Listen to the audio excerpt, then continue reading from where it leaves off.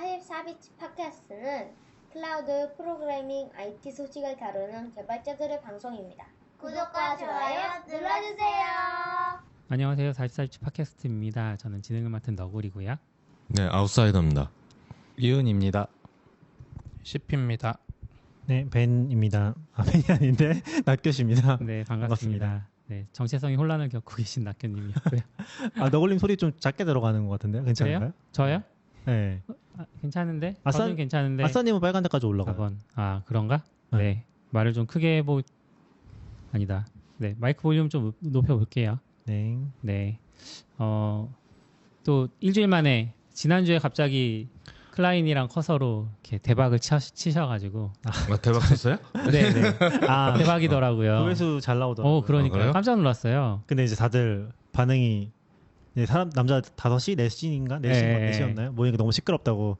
그래요? 시끄럽다.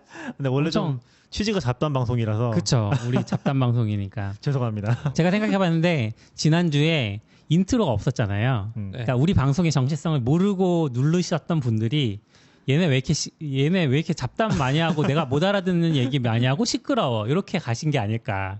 그쵸. 약간 친절하지 않기도 하고 그쵸. 팟캐스트답게 뭐 좀 차분하게 얘기하는 게 아니다 보니까. 그쵸. 그렇지만 그걸 참고 봤다.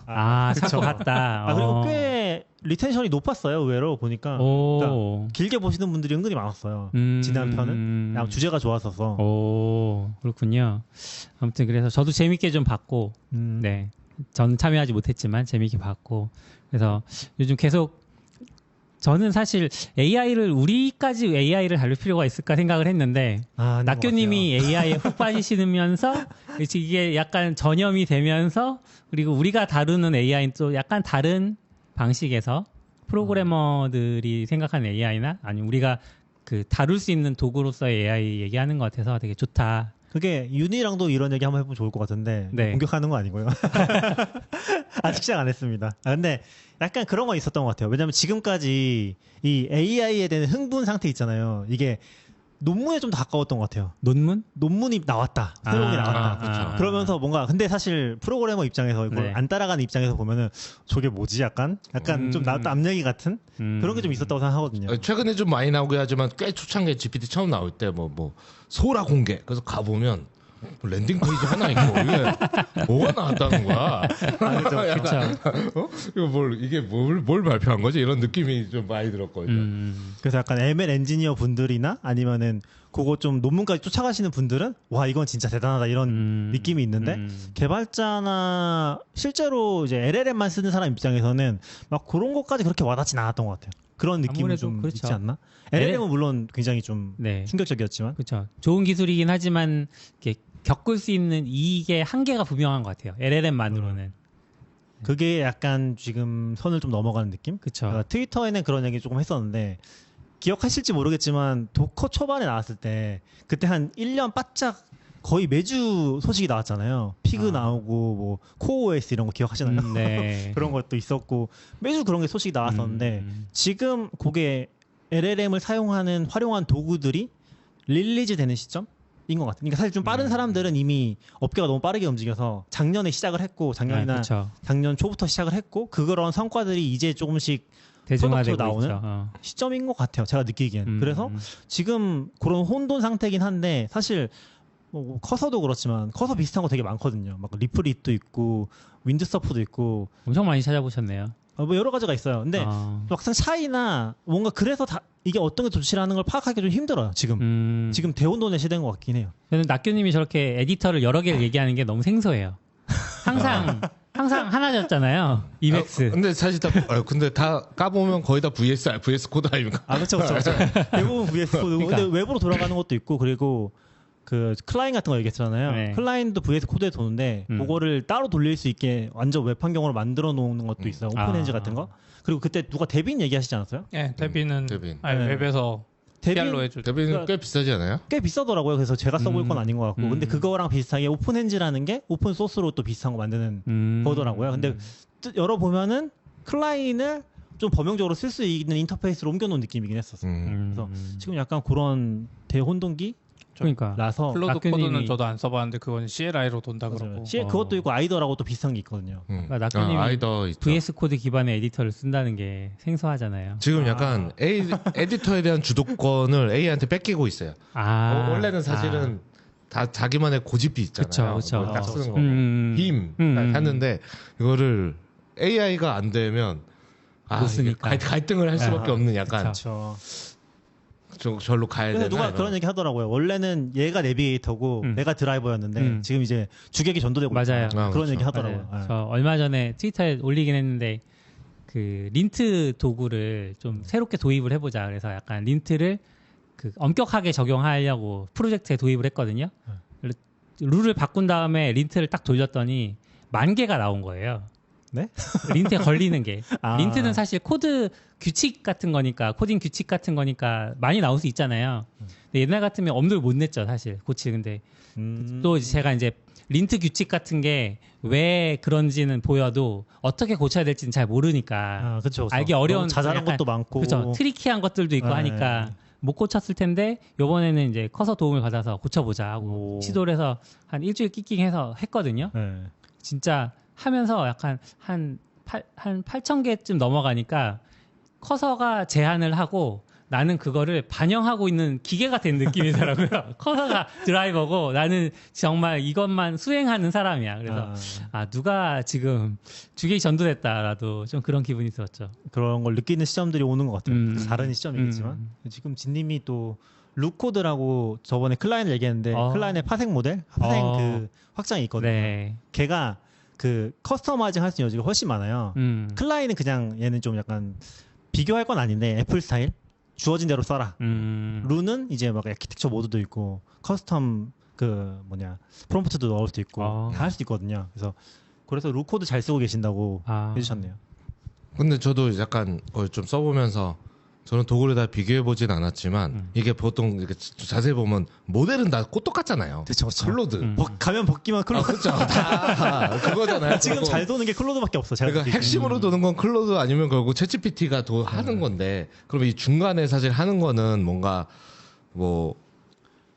내 코드를 축약을 어떻게 할지 어떻게 읽을지 이런 동작들까지 중간 어떻게 보면 게이트웨이가 프록시 같은 역할만 해주는 거잖아요. 내 VS 코드 조작해주고. 맞아요. 과연 그게 얼마나 난이도 있는 작업 이렇게 내가 코드 까보진 않았거든요. 그게 좀 궁금해지더라고요. 근데 실제로 제품이 성능이 차이가 나잖아요. 사용 경험. 나죠. 그래서 이게 저는 약간 그냥 UI라고 생각해야 되나? 이런.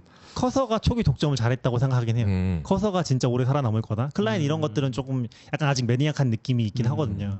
그것까지 설치해서 써야 되라는 느낌이 있고 그리고 제가 느낀 건 확실히 개발자라고 이거를 다 써보진 않았다. 그럼요. 그런 느낌은 좀 있었어요. 그러니까 저는 제가 좀 늦게 시작해나라는 생각이 좀 있었는데 올라와도 그렇고 막상 얘기를 해봤을 때 물론 현업이 바쁘고 하니까 그런 것도 있겠지만 막상 그거까지 첨단까지 써보는 분들은 많지 않은 것 같아서 그런 관점에서 보면 커서가 진짜 포지션이 잘한 것 같아요. 커서 AR이 진짜 높다고 들었었거든요. 그러니까 그게 최선은 아니지만 그걸 독점하고 있는 거죠. 이게 아닐 필요도 없어. 약간 그런 포지셔닝으로. 그런 느낌은 좀 있지 않았나 싶었던 것 같아요. 저도 느끼는 것 같아요. 커서가 원래는 그 아까 말한 기본 모드만 하다가 이제 클라이언트처럼 에이전트 모드도 하고 하는데 그쵸. 클라이언트까지는 사람들이 시도 못 해보는 게 물어보면 이 비용 API 키를 넣는 데서부터 약간 그쵸 맞아요. 끊기는데 커서가 좀 빨리 따라오고 지금 코파일럿도 따라오고 막 서로 하루 지나면 서로 나오고 딥 리서치인가요? 네. 또 엄청나다 했더니 막 퍼플렉시티 나오고 그록은 막 공짜로 맞아요. 해주고 그런 것 같아요. 그록은 왜 되는지도 잘 모르겠어. 그록 심지어 잘 되세요. 그냥 공짜잖아요. 그러니까 그 프로 모델에서 쓰면 된다고 써 있거든요. 네. 제일 비싼 거 구독해야지. 근데 그냥 되잖아요. 그래서 네. 이게 공짜인 거야? 되게 의문이 드는 거죠. 뭔 상황인지 잘 모르겠어. 그렇더라고요 요즘. 전 지난주에 집에 가면서 어떤 게 최고다 이런 마인드를 좀 내려놓긴 했어요. 약간 예를 들어 코파일럿 너무 잘하니까 코파일럿 써야지. 그리고 저 커서로 넘어온 다음에 커서 좋으니까 커서 써야지. 클라이언트는 뭐야? 약간 이런 생각했는데 그 막 성능 차이가 너무 막 많이 나는 걸 보면서 똑같은 실수를 반복하지 않기 위해서 뭔가 새로운 거 나오면 많이 테스트해보고 받아들여야 할 시대에 있는 것 같다. 그리고 지금이 다 그런 것 같아요. 매주 다르다. 그리고 나균님이 계속 이렇게 새롭게 찾아서 보시는 것 자체가 그 좋은 것 같아요. 지금 뭐가 단정짓고 뭐가 좋다라고 판단하기 되게 어려운 시점인 것 같은. 그래서 약간 그 폭발 시점인 것 같아요. 그럼 또 정리가 되겠죠. 살아남는 건 살아남고. 근데 지금 저는 진짜 너무 신기한 것 같긴 해요. 너무 빨라 다들. 어떻게 이렇게 빨리 움직이지? 약간 그런 느낌은 좀 있어요. 그러니까 진짜. 진짜 대단한 것 같아요. 걔들은 지금 클라이언트보다 더 좋은 걸 써서 하고 있는 거 아닐까요? 그럴 수도 있죠. 회원 먹기. 아니, 돈 엄청 쓰면서 이 정도 돈 괜찮아. 개발하는데 이거 10만 원 들어도 돼. 그 우리도 기억해 보면 그 코어OS 같은 거 만든 분들이 구글에 있다가 그냥 도커 나오니까 바로 나가서 창업해서 그거 만들었던 거잖아요. 그러다가 인수되고 그랬었잖아요. 저기에 보면은 그렇게 빠른 판단을 어떻게 할 수 있는 거지라는 생각이 들 정도로 좀 빠르게 움직이는 것 같더라고요. 이미 뭔가 빅테크에선 이미 이런 코드 그 AI 기반으로 코드 작업하는 게 너무 익숙한 걸까요? 아닐 것 같아요. 근데 그렇진 않을 것 같은데 비슷하지 않을까요? 잘 모르겠어요. 그쪽에 아는 분이 없어서. 아니 저기서 오신 분도 있고 이제 막 없진 않잖아요. 아니, 주변에. 사실 이야기가 없진 않았죠. 뭐 예전에 MS 얘기도 들어봐도 리서치 랩 같은데 계시는 분들이 약간 무섭다 이런 얘기들 많이 했었고, 그러니까 AGI 얘기 아직 멀기는 했지만 약간 그 AGI의 가능성을 본 것 같다 이런 얘기들이 떠돌았고, 그게 뭐야 도대체 왜 저런 무섭다는 얘기를 하는 거야 궁금하다가 오픈 AI 나오면서 이제 서로 약간 경쟁적으로 그동안 쌓아만 놓고 있던 어떤 기술들을 이제는 분출하기 시작하는 게 아닌가 그런 느낌들을 받죠. 오늘 그 얘기까지 못할 것 같긴 한데 제가 그 링크 하나 했던 거 있거든요. 그게 팀 오렐리가 정확히 누군지 아세요 혹시? 팀 오렐리 오렐리 책 출판사 사장인지 뭐 창업자인지 모르겠지만 몰라요. 사장님 아들인지 잘 모르겠지만 제가 근데 그분이 쓴 글이 하나 올라왔었거든요. 그거 소프트웨어의 뭐 기존에 생각하던 프로그래머의 그거는 종말. 그런 제목. 우리가 알고 있는 프로그래머의 종말이라는 제목으로 이제 글이 하나 올라왔었는데 그거를 제가 일본 웹 보다가 처음 보고서 번역해서 한번 쭉 읽어봤었거든요. 근데 생각보다 너무 정리가 잘 돼 있는 것 같긴 해요. 그 패러다임에 많이 공감이 가긴 했었어요. 그러니까 약간 우리가 지금 예를 들어서 코드를 모르는 사람들이 이걸로 코딩을 한다고 하면은 약간 그래도 안 될 거라는 생각이 저도 있긴 하거든요. 근데 그 단계가 좀 넘어가고 나면은 오히려 그런 사람들이 살아남고 약간 옛날 방식 고수하는 내가 직접 다 짜야 돼. 그런 사람들이 사라질 수도 있겠다. 그런 과정들이 실제로 역사에서 일어났던 것들이고 지금 그렇게 될 거라는 예측에 가까운 글이긴 하거든요. 근데 되게 잘 썼어요, 글을. 제가 얘기하는 것보다. 그런 맥락의 글이죠. 그래서 보통 좀 나오면 주니어가 교체될 거다라는 많은 얘기가 있었지만 그쵸. 사실 이 글은 그렇지 않다. 근데 사실 여태 모든 변화가 그랬던 것 같아요. 그 어떻게 보면 지금 AI 네이티브 세대가 당연히 살아남는 거고 거기에 적응 못한 사람이 뒤처질 가능성이 높을 것 같다는 생각은 그래서 저는 복잡한 코드를 짜는 게 쉬운 건 아닌데 그 AI만으로 약간 소프트웨어 엔지니어링이라는 것 자체가 바뀔 것 같거든요. 그러니까 소프트웨어 엔지니어링이 없으면은 코드가 커질 수 없거든요. 예를 들면은 뭐 스트래티지 패턴 같은 거 너무 당연하게 쓰잖아요. 요거 어댑터가 다르니까 쪼개서 쓰고 싶잖아요. 근데 그거 안 하면은 여기에 코드가 쌓이면서 이제 막 분기치고 하면서 버그가 미친 듯이 생기잖아요. 근데 이거를 모르면은 AI한테 짜달라고 했을 때 이걸 잘 쪼개진 않을 거란 말이에요. 파일이 계속 커질 거예요. 그러면 이제 돌아는 가는데 버그가 많고 테스트 없고 그런 이제 완전 초보 프로그래머 짠 것 같은 저도 예전에 그랬지만 그런 결과물이 나오는 거죠. 근데 그거를 말로 할 수 있으면 해결되지 않을까? 채팅이 아니라 보이스를 그러니까 얘기하는 채팅 말하는 거죠. 네. 그러니까 채팅으로 그걸 표현해 줄 수 있으면 그러니까 이게 내가 코드 레벨에서 그걸 스트래티지 패턴으로 쪼갠다는 걸 알고 있는 게 아니라 그 뭐 TDD 전략이라든지 그거를 말로 설명해 줄 수 있으면 해결해 줄 수 있지 않을까? 현재는 안 되지만 발전하면 그 단계까지 갈 수 있을 것 같다. 이런 생각도 들. 그래서 약간 그거 자체가 바뀔 것 같다는 생각 좀 들긴 하더라고요. 그 다른 글도 있었어요. 그 약간 완고한 개발자의 종말인가 또 비슷한 다른 글도 있었거든요. 그래서 나중에 그것도 같이 읽고 얘기해 보면 한번 소개해 주시면 좋을 것 같아요. 근데 저는 이렇게 업무에서 요즘은 이제 코딩을 제가 그렇게 많이 하진 않아서 사실 조금씩 테스트 엣지 그렇게 많이 쓰고 있지 못하다가 저번에 듣고 방송하고 써보셨나 주말에 막 올리시긴 했었는데 사이드 프로젝트를 좀 해봤거든요. 에이전트 모드로. 네. 근데 일단은 사이드 프로젝트가 진도가 나가기가 좋아요. 약간 그동안에 이렇게 하면 시간도 좀 부족하긴 했지만 약간 그런 거. 오랜만에 하는데 이거 스택을 요즘 최신 스택으로 해볼까? 최신 스택으로 하면서 문서를 읽고 어떻게 하다가 좀 마음에도 안 들고 막 그거 한 2시간 하다가 내일 하자 이러면서 약간 그러니까 진도는 안 나가고 이런 느낌이었는데 일단은 이렇게 결과가 나오니까 재밌죠. 일단은 그런 재미는 있는데 약간 느낌이 옛날에 그 약간 몰입해서 내가 막 재밌게 사이드 코딩하던 느낌이 아니라 몇 번 하다 보니까 프롬프트 날리고 이제 기다리고 기대서 게임 한 판 하고 꽤 오래 생각하더라고요. 그래 그 게임 한 판 이렇게 하고 뭐야 아직도 안 끝났어? 그러고 그냥 끝나고 들어가면 코드 한 번 읽고 근데 그것도 몇 번 하다 보니까 코드 읽는 좀 귀찮네. 계속 이럴 거잖아, 굳이. 그러니까 저번에 나교님 얘기한 것처럼 실행만 해보게 되더라고요. 이렇게 되나? 되네. 그러고 이제 다 돈, 액세트 이렇게 하고 이제 또 넘어가고 이렇게 하는데 또 그게 아직은 뭐 아까 얘기한 그 정도의 AI까지 가진 않았을 테니까 또 하다 보니까 어느 순간 막히니까 지가 스스로 풀지 못하더라고요. 그러니까 갑자기 그 며칠간의 기술 부채가 한 번에 나한테 온 느낌?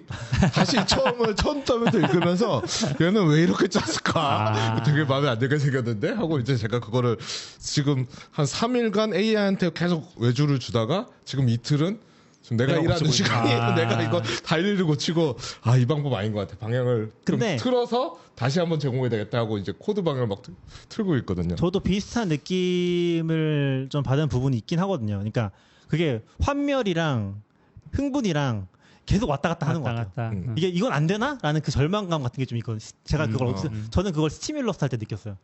스티뮬러스도 완전 COC거든요. 그러니까 컨벤션 기반으로 동작하는 자바스크립트 프레임워크예요. 그러니까 얘가 그거를 알고 있어요. 되게 잘 알고 있어. 근데 못 풀더라고요. 그러니까 파일을 못 찾아요, 기본적으로. 관련된 파일들 3개만 알면은 정확히 풀어낼 수 있는데 그걸 못 찾고 헤매니까 그 파일 3개만 컨텍스트로 주면 풀기는 해요. 그렇게 하면 풀 수는 있는데 그래도 잘 못 풀긴 해요. 약간 COC가 꼬여가지고 이게 했는데 안 되네요 하고서 또 계속 돌고 무한 반복 돌거든요. 그래서 거기서 좀 절망을 했는데 그거를 하면서 저는 그때 프롬프트 좀 보여드렸잖아요. 그거를 좀 가다듬으면서 보완했던 게 그런 부분이긴 하거든요. 얘가 못 풀던 문제를 결과적으로 풀었을 때 내가 풀었거나 그걸 다시 피드백 줘야지 걔가 그걸 보고서 그런 실수를 좀 덜 한다든지 그런 과정을 거치면서 개선이 불가능하진 않다. 완벽하진 않지만 그런 거를 좀 느끼고 계속 왔다 갔다 하는 것 같아요. 다 할 수는 없고 당연히.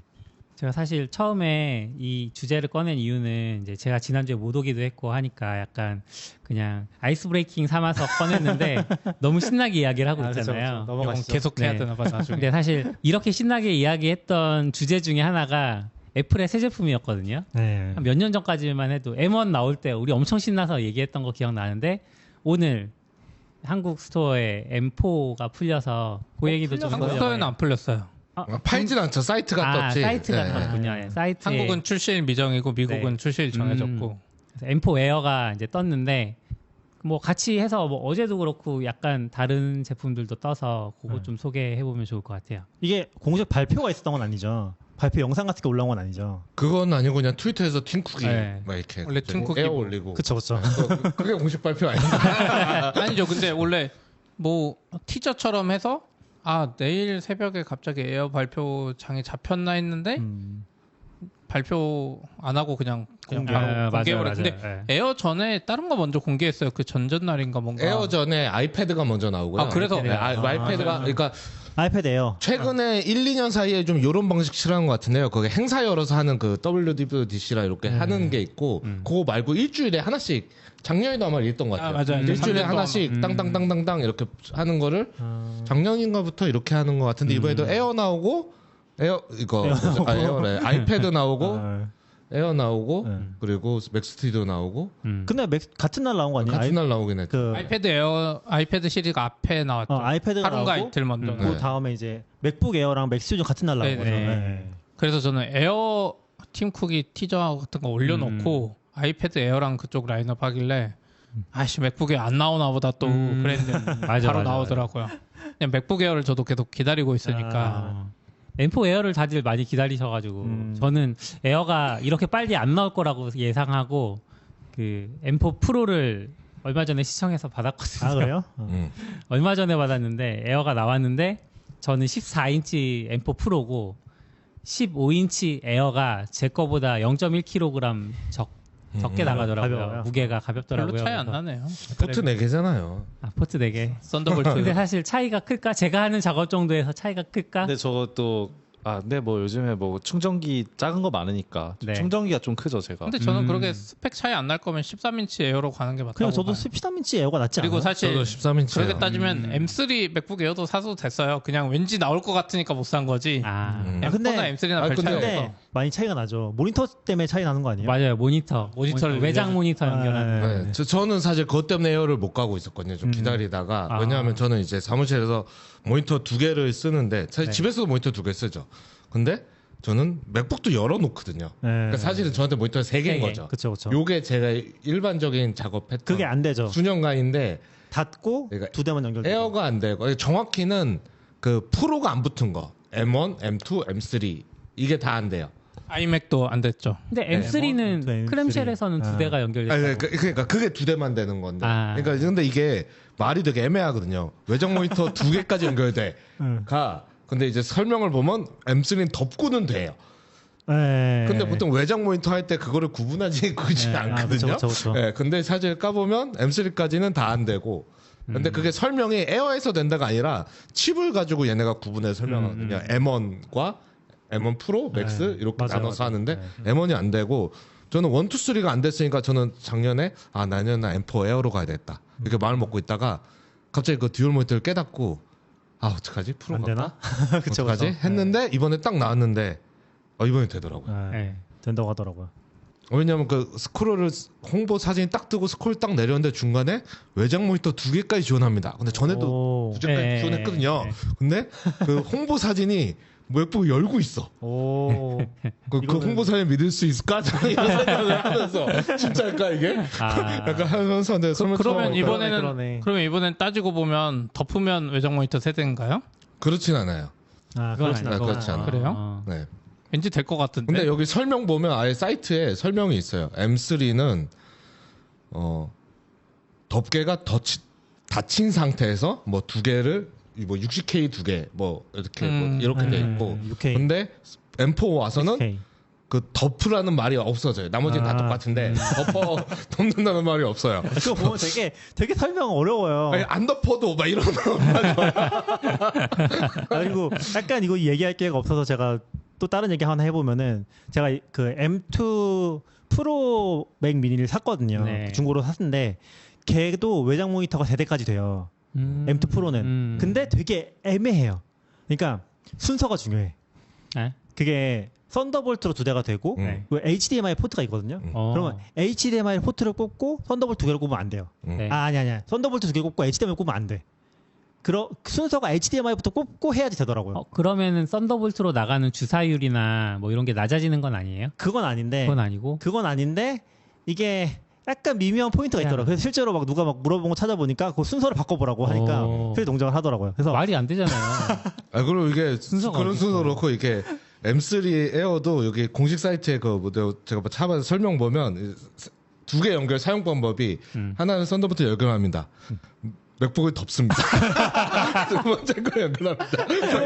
이렇게 안내돼. 너무 웃겨 그게 기본 절차에 그래픽셜로 만든다는 게. 그래서 제가 느낀 거는 그 M2 프로 그 맥미니 같은 경우는 그 디스플레이 인식하는 게 HDMI랑 요 그 썬더볼트나 디스플레이 포트로 뽑는 거랑 완전 별개로 네. 취급되면서 뭔가 순서가 꼬이는 것 같다. 그 정도로 이해를 했거든요. 근데 아무튼 그런 거 보면 또 요 외장 모니터 이슈가 되게 재밌는 이슈인 것 같긴 한 것 같아요. 어쨌든 이번에 맥북 에어는 크게 다른 거 바뀐 건 사실 하나도 없고 네. 색깔 추가랑 색깔이 외장 추가됐어요? 모니터 파란색. 파란색. 스카이블루. 여기 있는 아이맥 이거랑 비슷한 색깔인데 보이실까? 은근 보이네요. 약간 이쁠 것 같고 근데 저도 13인치 그 전에 M3 에어인가 M2 에어인가 있는데 네. 확실히 괜찮은 것 같아요. 확실히 훨씬 가볍고 저희 15인치 맥북 에어 M3도 있고 한데 15인치 맥북 에어 그때 윤말 듣고 샀다가 왜 또 윤 탓이에요? 네, 약간 들고 다니는데 약간 14인치 프로랑 비슷한 무게예요. 근데 13인치 에어를 들으면 이거 아무 때나 훨씬 들고 가볍죠. 그러니까 이게 뭐 타블렛처럼 아무 때나 들고 갈 수 있다는 느낌이 드는데 약간 어차피 에어로 왔으면 13인치를 하거나 어차피 화면 때문에 좀 어렵더라고요. 그래서 저는 13인치 에어 아니면 그냥 14인치 프로나 이 정도가 낫지 않나. 왜냐면 15인치 에어는 아까 말한 대로 포트도 2개밖에 없고. 제가 느끼는 건 그런 것 같아요. 에어는 무조건 13인치고 근데 프로는 또 매력이 있어. 프로는 제일 좋은 거 사면 매력이 있는 것 같아요. 프로 16인치 들어봤어요? 그렇긴 옛날 한데. 인텔맥 쓰는 것 같아요. 옛날 인텔맥. 근데 약간 프로는 그런 매력 있잖아요. 똑같은 폼팩터인데 얘는 진짜 괴물 같은 걸 들고 다니는 느낌이 좀 있잖아요. 진짜 그렇죠. 모든 걸 다 할 수 있는 그런 느낌이 있어서 그런 관점에서는 근데 프로 그런 일 안 하잖아. 그렇긴 하죠. 근데 아까 얘기를 돌리는 건 아닌데 저도 13 에어 좋은데 네. 최근에 그 AI 에이전트 하면서 내 코드창이 너무 좁아요. 양쪽을 다 열어놓고 밑에 텀을 맞아. 내 코드가 이만큼 보여. 근데 어차피 내가 코드 안 짜잖아. 그래서 그렇긴 한데 이게 좁아. 이런 생각이 좀 들더라고요. 오른쪽에 커서 열려 있고 그렇죠. 왼쪽에 클라이언트 떠 있으면 더 좁아. 보통 오른쪽은 안 여는데 이거 꼭 열어놔야 되거든요. 열어놔야 되니까. 보조 모니터까지 이제 그리고 처음엔 조금 열어놨는데 그러니까 걔가 말하는 게 잘 안 보여서 조금씩 늘어나더라고요. 얘가 중요한 건데. 뭐 이렇게. 저도 메인 코드 창 안 보여도 돼. 애가 정리해준 거 봐야 돼. 맥북 에어 15인치 그렇네요. 저한테는 제일 딱 좋아요. 약간 15인치? 반박. 저는 이제 우선 프로는 한 손으로 들면 약간 손목이 아프거든요. 근데 맥북 에어는 15인치라 그래도 한 손으로 좀 들을만하고 그리고 창 분할을 약간 양쪽으로 2개로 이렇게 띄워놔도 나름 볼만한 정도. 13은 창 분할해서 양쪽으로 띄워놓으면 사실 그리기 힘들잖아요. 그쵸. 그래서 약간 희망적으로는 좋다. 것 같아요. 취향이 있죠. 네. 저도 이게 새겨 나오면 거의 약간 저는 거의 새로운 색깔을 사긴 하거든요. 뭔가 새로운 느낌도 나고. 맞아요. 저도 딱 항상 사야 그런. 누가 M4 에어네요? 이렇게 되잖아요.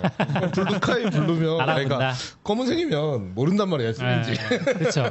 똑같은 여기 어바웃 맥 이런 거 눌러봐야 보이니까. 근데 M4 좀 탐나긴 하는 것 같아요. 왜냐면 저도 지금 M1 프로 쓰는데 M1이긴 하거든요. 근데 이제 약간 배터리가 좀 빨리 닳기 시작하는 것 같긴 했어요. 한 저- 2년, 3년 됐나요? 이제 3년? 컴퓨터를 좀 끄고 다녀요. 그래서 관리 잘 안 해서 배터리 관리. 탭 다 띄워놓고 그냥 덮고 다니니까 그러죠. 뭐 그래서 그럴 수도 있긴 한데. 여기서 봐도 지금 탭이 열린 게 도대체 몇 개야 저기. 저 창만 있는 거 아닐걸요? 저런 창이 여러 개다. M1보다 2배 빠르대요. M4. M1보다. 근데 사실 M1도 만족스러워서 저는 그렇죠. 그렇죠. 그 느낌을 잘 모르겠긴 해요. 근데 가끔 이제 그러니까 약간 그런 게 있어요. M1으로 넘어오고 나서는 옛날에 인텔 맥을 쓸 때는 이게 뭔가 뒤에서 이상하게 돌아가고 있으면은 팬이 돌거나 네. 뜨거워지잖아요. 막. 사실은 이상한 게 돌다가지도 않아요. 정상적인 게 돌고 있는데. 그럴 수 있죠. 근데 뭔가 내가 잘못 띄워놨거나 이상한 뭐 프로세스 돌고 있으면 이상하다는 게 꼭 악성을 말하는 건 아닌데 돌고 있으면 그런 경우가 있는데 얘는 그걸 몰라. 늦게 발견하는 거 좀 어느 순간에 너무 오래 돌아가지고 버벅일 때가 그때 발견하게 되는 거예요. 그때 이제 액티비티 모니터 켜보면은 이거 왜 돌고 있어 약간 그런 느낌으로 발견하는 게 늦어져가지고 그거 빼고는 사실 M1을 쓰면서 성능 때문에 힘들었던 적은 없는 것 같아요. 프론트엔드 개발 아니면 모르겠어요. 사실 체감상 저도 제일 좋았던 건 인텔에서 M1으로 처음 넘어왔을 때. 그때가 그쵸, 제일 그쵸. 맞아요. 너무 충격. 천지개벽이었죠. 이게 뭐야? 이런 느낌이었고 M1에서 M2 갈 때는 그냥 새거 산 기쁨 정도. 내가 막 그리고 빠르다 이런 거는 별로 없긴 해. 정확히 모르겠긴 한데 지금 고사양 모델 중에서는 발열 때문에 문제 있는 모델들이 있는 걸로 알고 있긴 해요.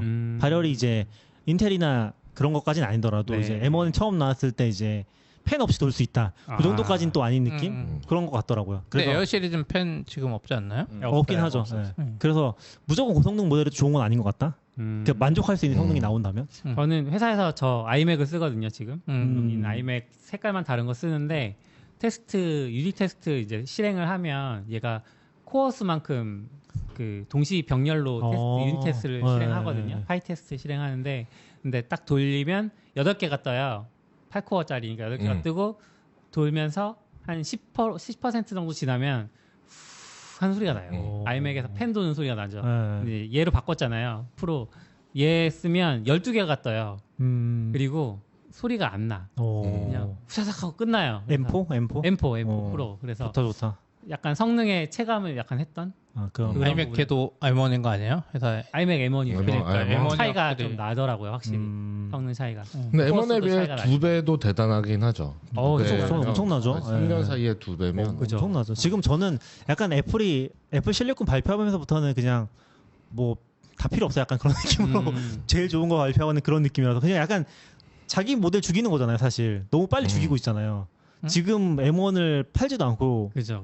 뭐 사실 조절할 수만 있다면 한 2년마다 하나씩 나와도 그쵸, 될 그쵸. 정도긴 하죠, 사실은. 너무 빠르게 움직이고 있어가지고 거기다가 또 저는 좋았던 게 얘가 램이 되게 많잖아요. 이제 요번에 에어도 16기가부터 시작하던데. 그렇죠. 네, 그러니까 램이 많은데 그 낙교님이 맨날 얘기하는 로컬 LLM을 돌리기에 괜찮은 데스크탑이 되어가고 있다. 그러니까 랩탑이 되어가고 있다. 그러니까 랩탑은 사실 로컬 LLM 돌린다는 상상 잘 못하는데 M1, M2 에어에서 돌렸을 때도 그럭저럭 돌아갔거든요. 그러니까 느리긴 하지만 근데 이게 그런 것조차 뭐 다른 브랜드의 랩탑에서는 사실 상상할 수 없는 영역이니까. 그렇죠. 아무래도. 근데 얘는 AI 칩도 있고 하니까 그런 걸 잘하는 것 같아요.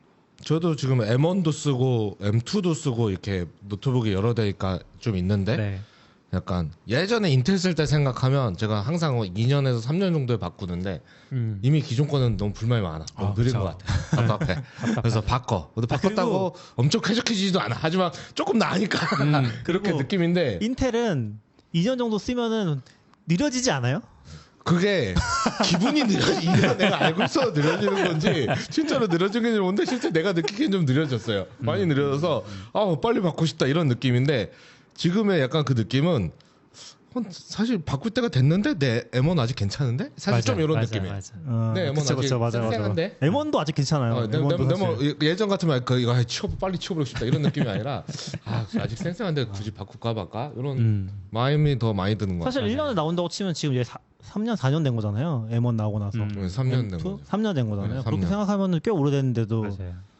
굉장히 좋으니까 송 자체는. 근데 저 지난번 아이폰 11 쓰다가 이번에 제 최신 15인가요? 16으로 넘어왔거든요. 저 아이폰 11 되게 빠른 줄 알았는데 16은 엄청 빠르더라고요. 그래가지고 이게 좋은 걸로 넘어가 보니까 체감이 다르긴 해요. 몇에서 넘어갔다고요? 11에서 그건 11에서 넘어가니까 근데 저 11 쓸 아닌가? 때도 내 아이폰 아직 쌩쌩한데라는 느낌이었거든요. 그래서 이제 M4로 넘어가 보시면은 다른데? 이것도 F예요?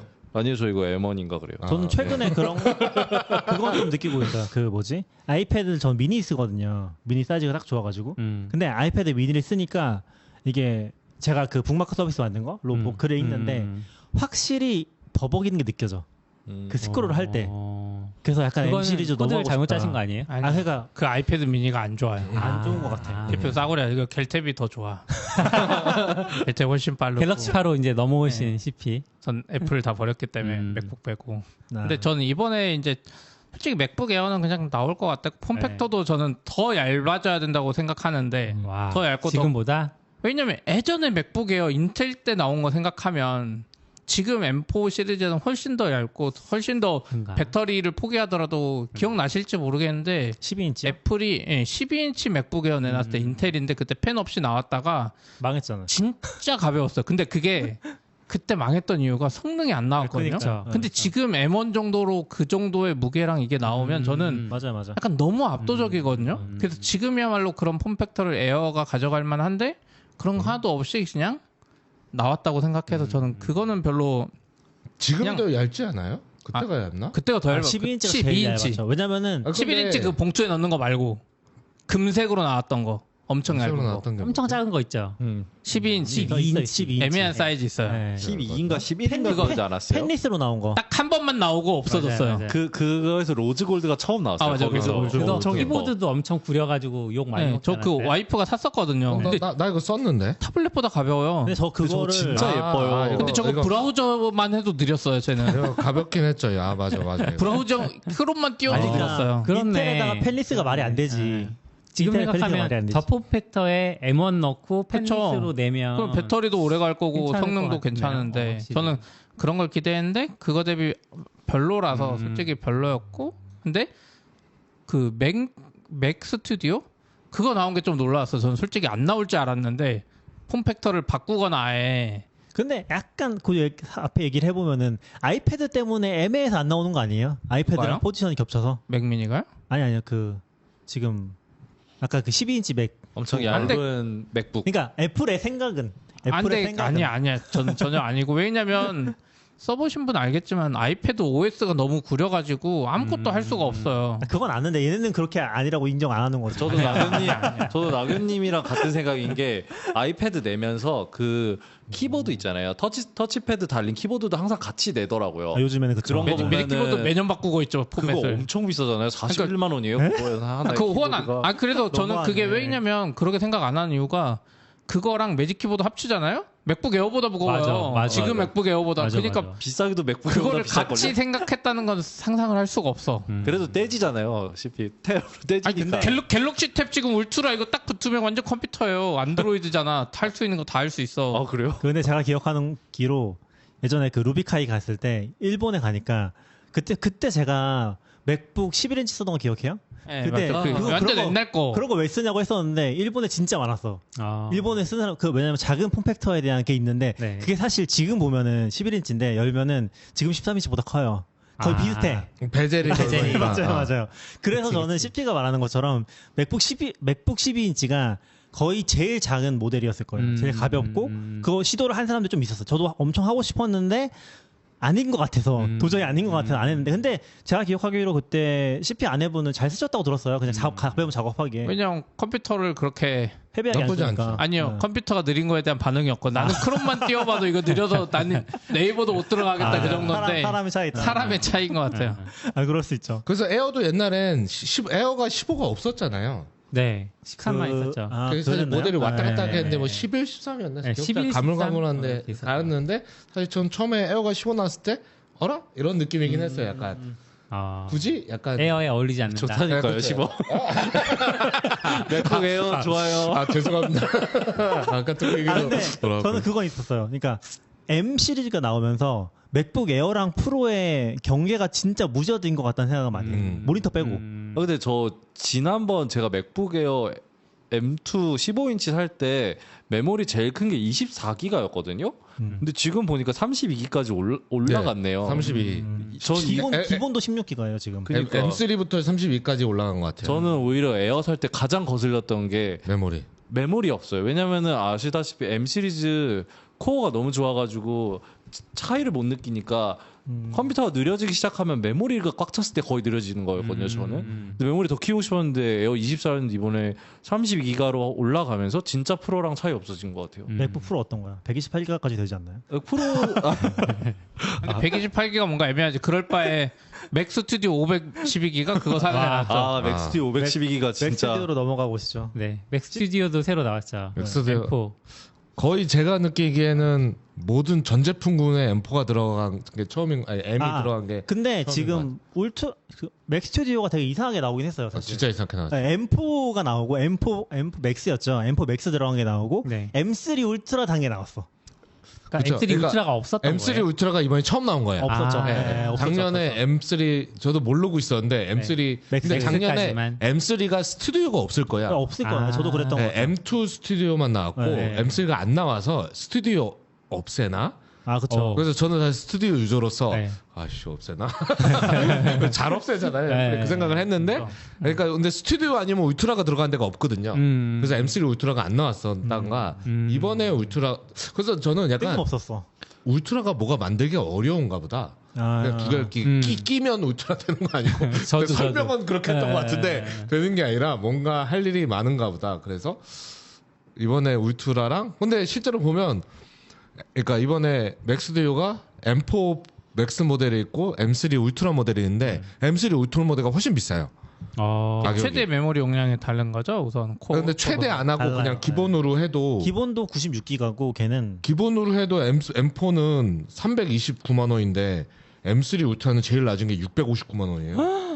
가격이 그냥 완전 달라요. 그러니까 우선 메모리 차이도 많이 나고. 근데 저기 기본 스펙이 그쵸. 다 더블인데 그쵸. 스펙 차이 많이 나요. 그렇긴 하네요. 지금 보니까 얘는 최저가 96기가부터 시작하네요. 코어도 결국 많이 차이 나네요. 결국 이 높은 모델에 바라는 거는 네. 맥스치가 어디까지 가느냐의 차이인 것 같아요.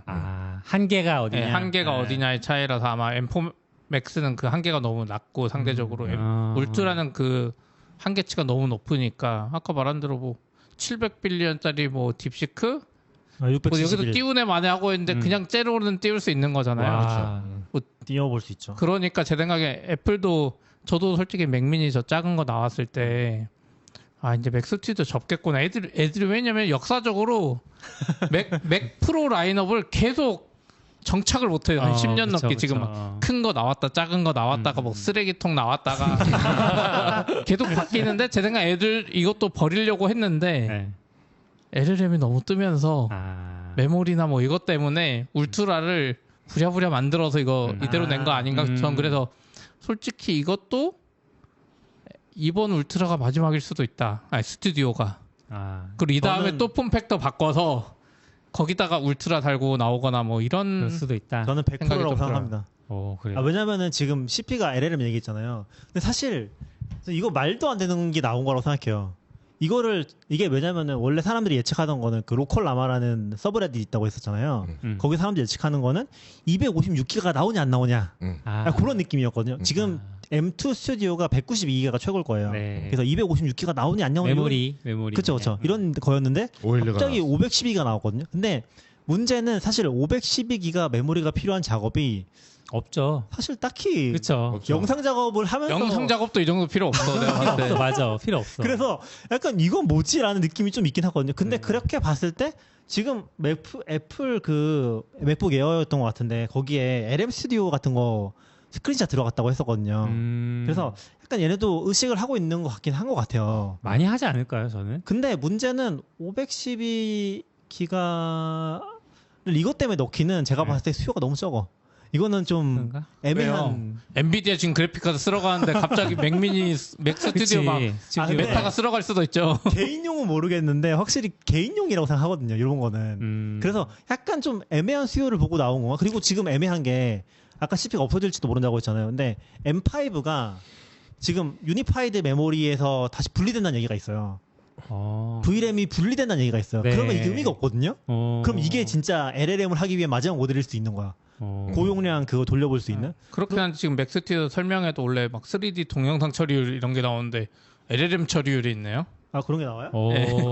원래 3D 렌더링 이런 것만 네. 가지고인데 그러네요. 아 파라미터 보지도 않았어. LM 스튜디오로 인해서 LLM 생성 속도 막 이게 M3 울트라가 노렸네, 엄청 그러면. 빠르다 뭐 이게 아예 들어가 있네요. LLM 처리율이 M1 울트라에 비해서 16.9배네요. 와. 그래서 약간 요게 LLM을 진짜 앞으로도 뭐 모델은 계속 나올 테니까 더 좋은 모델들은 네. 그렇게 해보고 싶은 사람한테는 제일 큰 거 사는 게 근데 한 그렇게 사람한테는이라고 붙이면 이제 개인용이라는 전제를 깐 건데 개인용이라고 하기에 1,400만 원은 너무 비싸지 않나요? 네. 근데 지금 그렇게 볼 건 아닌 게 네. 이미 개인 컴퓨터 시장 자체가 너무 비싸졌어요. 지금 5090이 그때 한번 얘기했었는데 600만 원? 거의 600 정도? 그 그래픽 카드 하나 사느니 애 세트로 사는 게 낫. 그렇네. 그러니까 생각해보면. 그래서 근데 그게 이제 중국에 싹쓸이 해가면서 지금 수요가 그 물량이 없다고 하긴 하거든요. 근데 이게 재밌는 게 우리 그때 한번 얘기했었는데 그 4070 아니 그 5070이 4090 비슷하다고 해가지고 네. 4090이 한 300 정도 하다가 240, 50까지 떨어졌거든요. 하루 동안. 그날 메모리 막 쏟아졌어요. 그거 발표한 날 그 어디죠? 그 미국의 라스베가스에서 하는 CES? 그거에서 발표하고 나서 CS GTC였는지 뭐 기억. CES였죠. 1월이니까. 그거 발표는 떨어졌는데 지금 한 350 정도 하거든요. 그래서 이 요동이 장난 아니에요. 그리고 그 다음 모델 나온 게 정가가 400이고요. 5090이. 근데 물량이 없어서 중고로 이제 구한 사람들이 막 600 정도에 푸니까 네. 엄청 지금 빡센 와. 거죠. 그래요. 이미 개인 시장, PC 시장이 최고 쓰고 싶은 사람들은 게이밍이랑 다른 의미에서 계속 올라가는 것 같아요. 그래서 한 1,500 정도는 쓰지 않을까? 어차피 모르겠어요. 뭐 한국에서는 그 정도 쉽지 않을 그래픽카드 거긴 넣으려면 한데. 뭐 파워 좋아야 되고 케이스 좋아야 되고 메인보드 괜찮아야 되고 뭐 이렇게 하면 1,000만 원 가겠네요. 그 정도까지 실험하고 싶으면 지금 그 정도 필요하면 사실 선택권이 그렇게 많지는 않고 괜찮은 그렇죠. 선택할 수 있네요. 그러네. 지금 여기 아까 690만 원이라고 그랬는데 네. 512를 하려면 코어를 GPU를 80코어짜리로 네. 225만 원 80코어. 더해서 이렇게 올려야 원래는 60코어예요. 네. 와. 80코어를 올리면 512를 선택할 수 있으면 네. 1,484만 원이 와. 나옵니다. 1,484만 원. 근데 환율 효과도 좀 있긴 해요, 사실. 그것 때문에 더 뼈 아프긴 하죠. 네, SSD는 1테라예요. 1테라. SSD가 1테라인데 메모리가 512. 이상한 SSD인가요 이거? 512 SSD인가요? 약간 그러면 또 이게 메모리가 512면 이거 한 4테라바이트 SSD 그러게. 뽑아줘야 되나 생각도 좀 들기도 하고. 근데 이거 진짜 애매하긴 해요. 왜냐면 이거 나중에 중고로 팔기도 힘들 수도 있어. 그런 거 생각하면은 중고로 맥 스튜디오 지금 옛날 버전도 지난번에 살려고 보니까 다 비싸요 계속. 그런가? 그러면 네. 다행인데 약간 뭐 그럴 수도 있긴 한데 약간 좀 애매할 수 있겠다는 생각이 들긴 하더라고요. 너무 비싸서 안 살 수는 있죠. 올라오긴 있어도. 그냥 뒤처진 세대가 돼버리니까. 근데 환율이 얘네가 1500대 1로 계산했네요. 왜냐면 기분 나쁘네. 애플이 생각하기 거기까지 막 찍었잖아요. 근처까지. 손해 보지 않으려고 아니, 하려고. 지금 한국이랑 일본은 가격 면에서 너무 지금 힘든 시기. 아니요. 그래서 지금 아이폰도 그렇고 일본 가서 사면 싸다고 들었어요. 일본 환율은 그게 낮을 대로 적용돼서 일본. M4 맥스도 512가 되네요. 아니구나. 이건 안 돼, 안 돼. M3구나. 네. 선택권 옵션이 M3가 나와서 돼요. 헷갈렸어요. 네. 근데 저도 요즘에 이제 맥미니 제가 그 M4 나온 거 프로에다가 나름 사양을 계속 올려서 메모리 제일 높은 것도 집에서 써보는데 얘가 다빈치 리졸브 쓰는데 가끔 끊겨서 이게 약간 좀 찝찝해요. 그래서 맥 스튜디오를 샀어야 됐나 막 그 생각이 들다가도 우리 방송용으로 그런 필요가 항상 있는 것 같아요. 컴퓨터 고민하는데 저거로 가면 되지 않을까요? 그러니까 방송용으로만 쓰기 좀 아까운 거 이거 여기서 LM 스튜디오 돌려서 토큰당 비용을 좀 받아야죠. 네, 스튜디오니까 우리 이거 디스플레이 8개까지 된대요. 아까 2개라고 막 환호하시던 분들. 저희는 그리고 지금 벌써 포트 저거 다 써버렸잖아요. 그렇죠. 포트 부족해. 앞에는 심지어 썬더볼트도 아닌데 근데 얘는 앞에도 썬더볼트 5라서 그리고 그렇죠. 썬더볼트 5로 나오는 게 좀 신기하긴 하더라고요. 썬더볼트 5가 6개야. 와. 엄청나죠. 근데 약간 애매한 게 M3 울트라야. 그냥 저거 이름만 M4로 바꾼 다음에 울트라라고 붙여놓으면 될 것 같은데. 그것도 방법이긴 하죠. 네. 그러네, 아니 그냥 그러네. 우리가 알게 뭐야 그냥 이름만 바꿔주지 좀. 뭔가 기분이 나쁘잖아. 뭔가 비싼 거 샀는데 M3래. 그런 기사 나오겠죠. 사실은 M3다. M3 이런 기사 나왔을 수 있는데. 그러게. 아니 저거 뭐 어떻게 알겠어 저기. 그렇죠. 아무튼 재밌는 모델인 것 같아요. 진짜 재밌는. 얘기하다 보니까 아이패드도 새로 나왔는데 아이패드 얘기는 나왔다 얘기만 하시고 아무도 더 이상의 거론을 하지 않으시네요. 아이패드는 뭐가 바뀌었죠? 가격이 근데 떨어졌. 이게 나온 게 아이패드 에어예요. 원래는 아이패드 에어. 이제 주요 라인업이 그거잖아요. 프로급이잖아요. 네. 근데 그냥 이번에 아이패드도 나온 새로 거는 나왔죠. 아이패드랑 아이패드 에어 저가형이 나온 거라. 근데 그 저가형과 에어에 M4가 들어갔죠 이번에 M3인가? 그래요? 그러지 M3. 않아요? M3. 원래 프로 시리즈 M을 달아줬던 걸로 기억하는데 아이패드 프로는 그래서 저 M4 쪽에 있는데 지금 에어에 M3를 달아줘서 이놈들이 프로에만 달아주던 거 물론 M3 달아줘도 할 건 없었지만 그리고 아이패드가 나왔어요. 아이패드가 A16 똑같이 그쵸 나와서. 그냥 아이패드. 근데 그거 네. 가격 떨어졌는데 한국에 안 떨어진 걸로 그래요? 봤던 것 같아요. 저는 그냥 미니 M 시리즈 살고 나오면 좋겠다라는 생각이긴 한데 계속. 아니요 저는 아, 더 이상 애플 생태계에 gat혀 있지 말고 갤탭이 훨씬 좋다.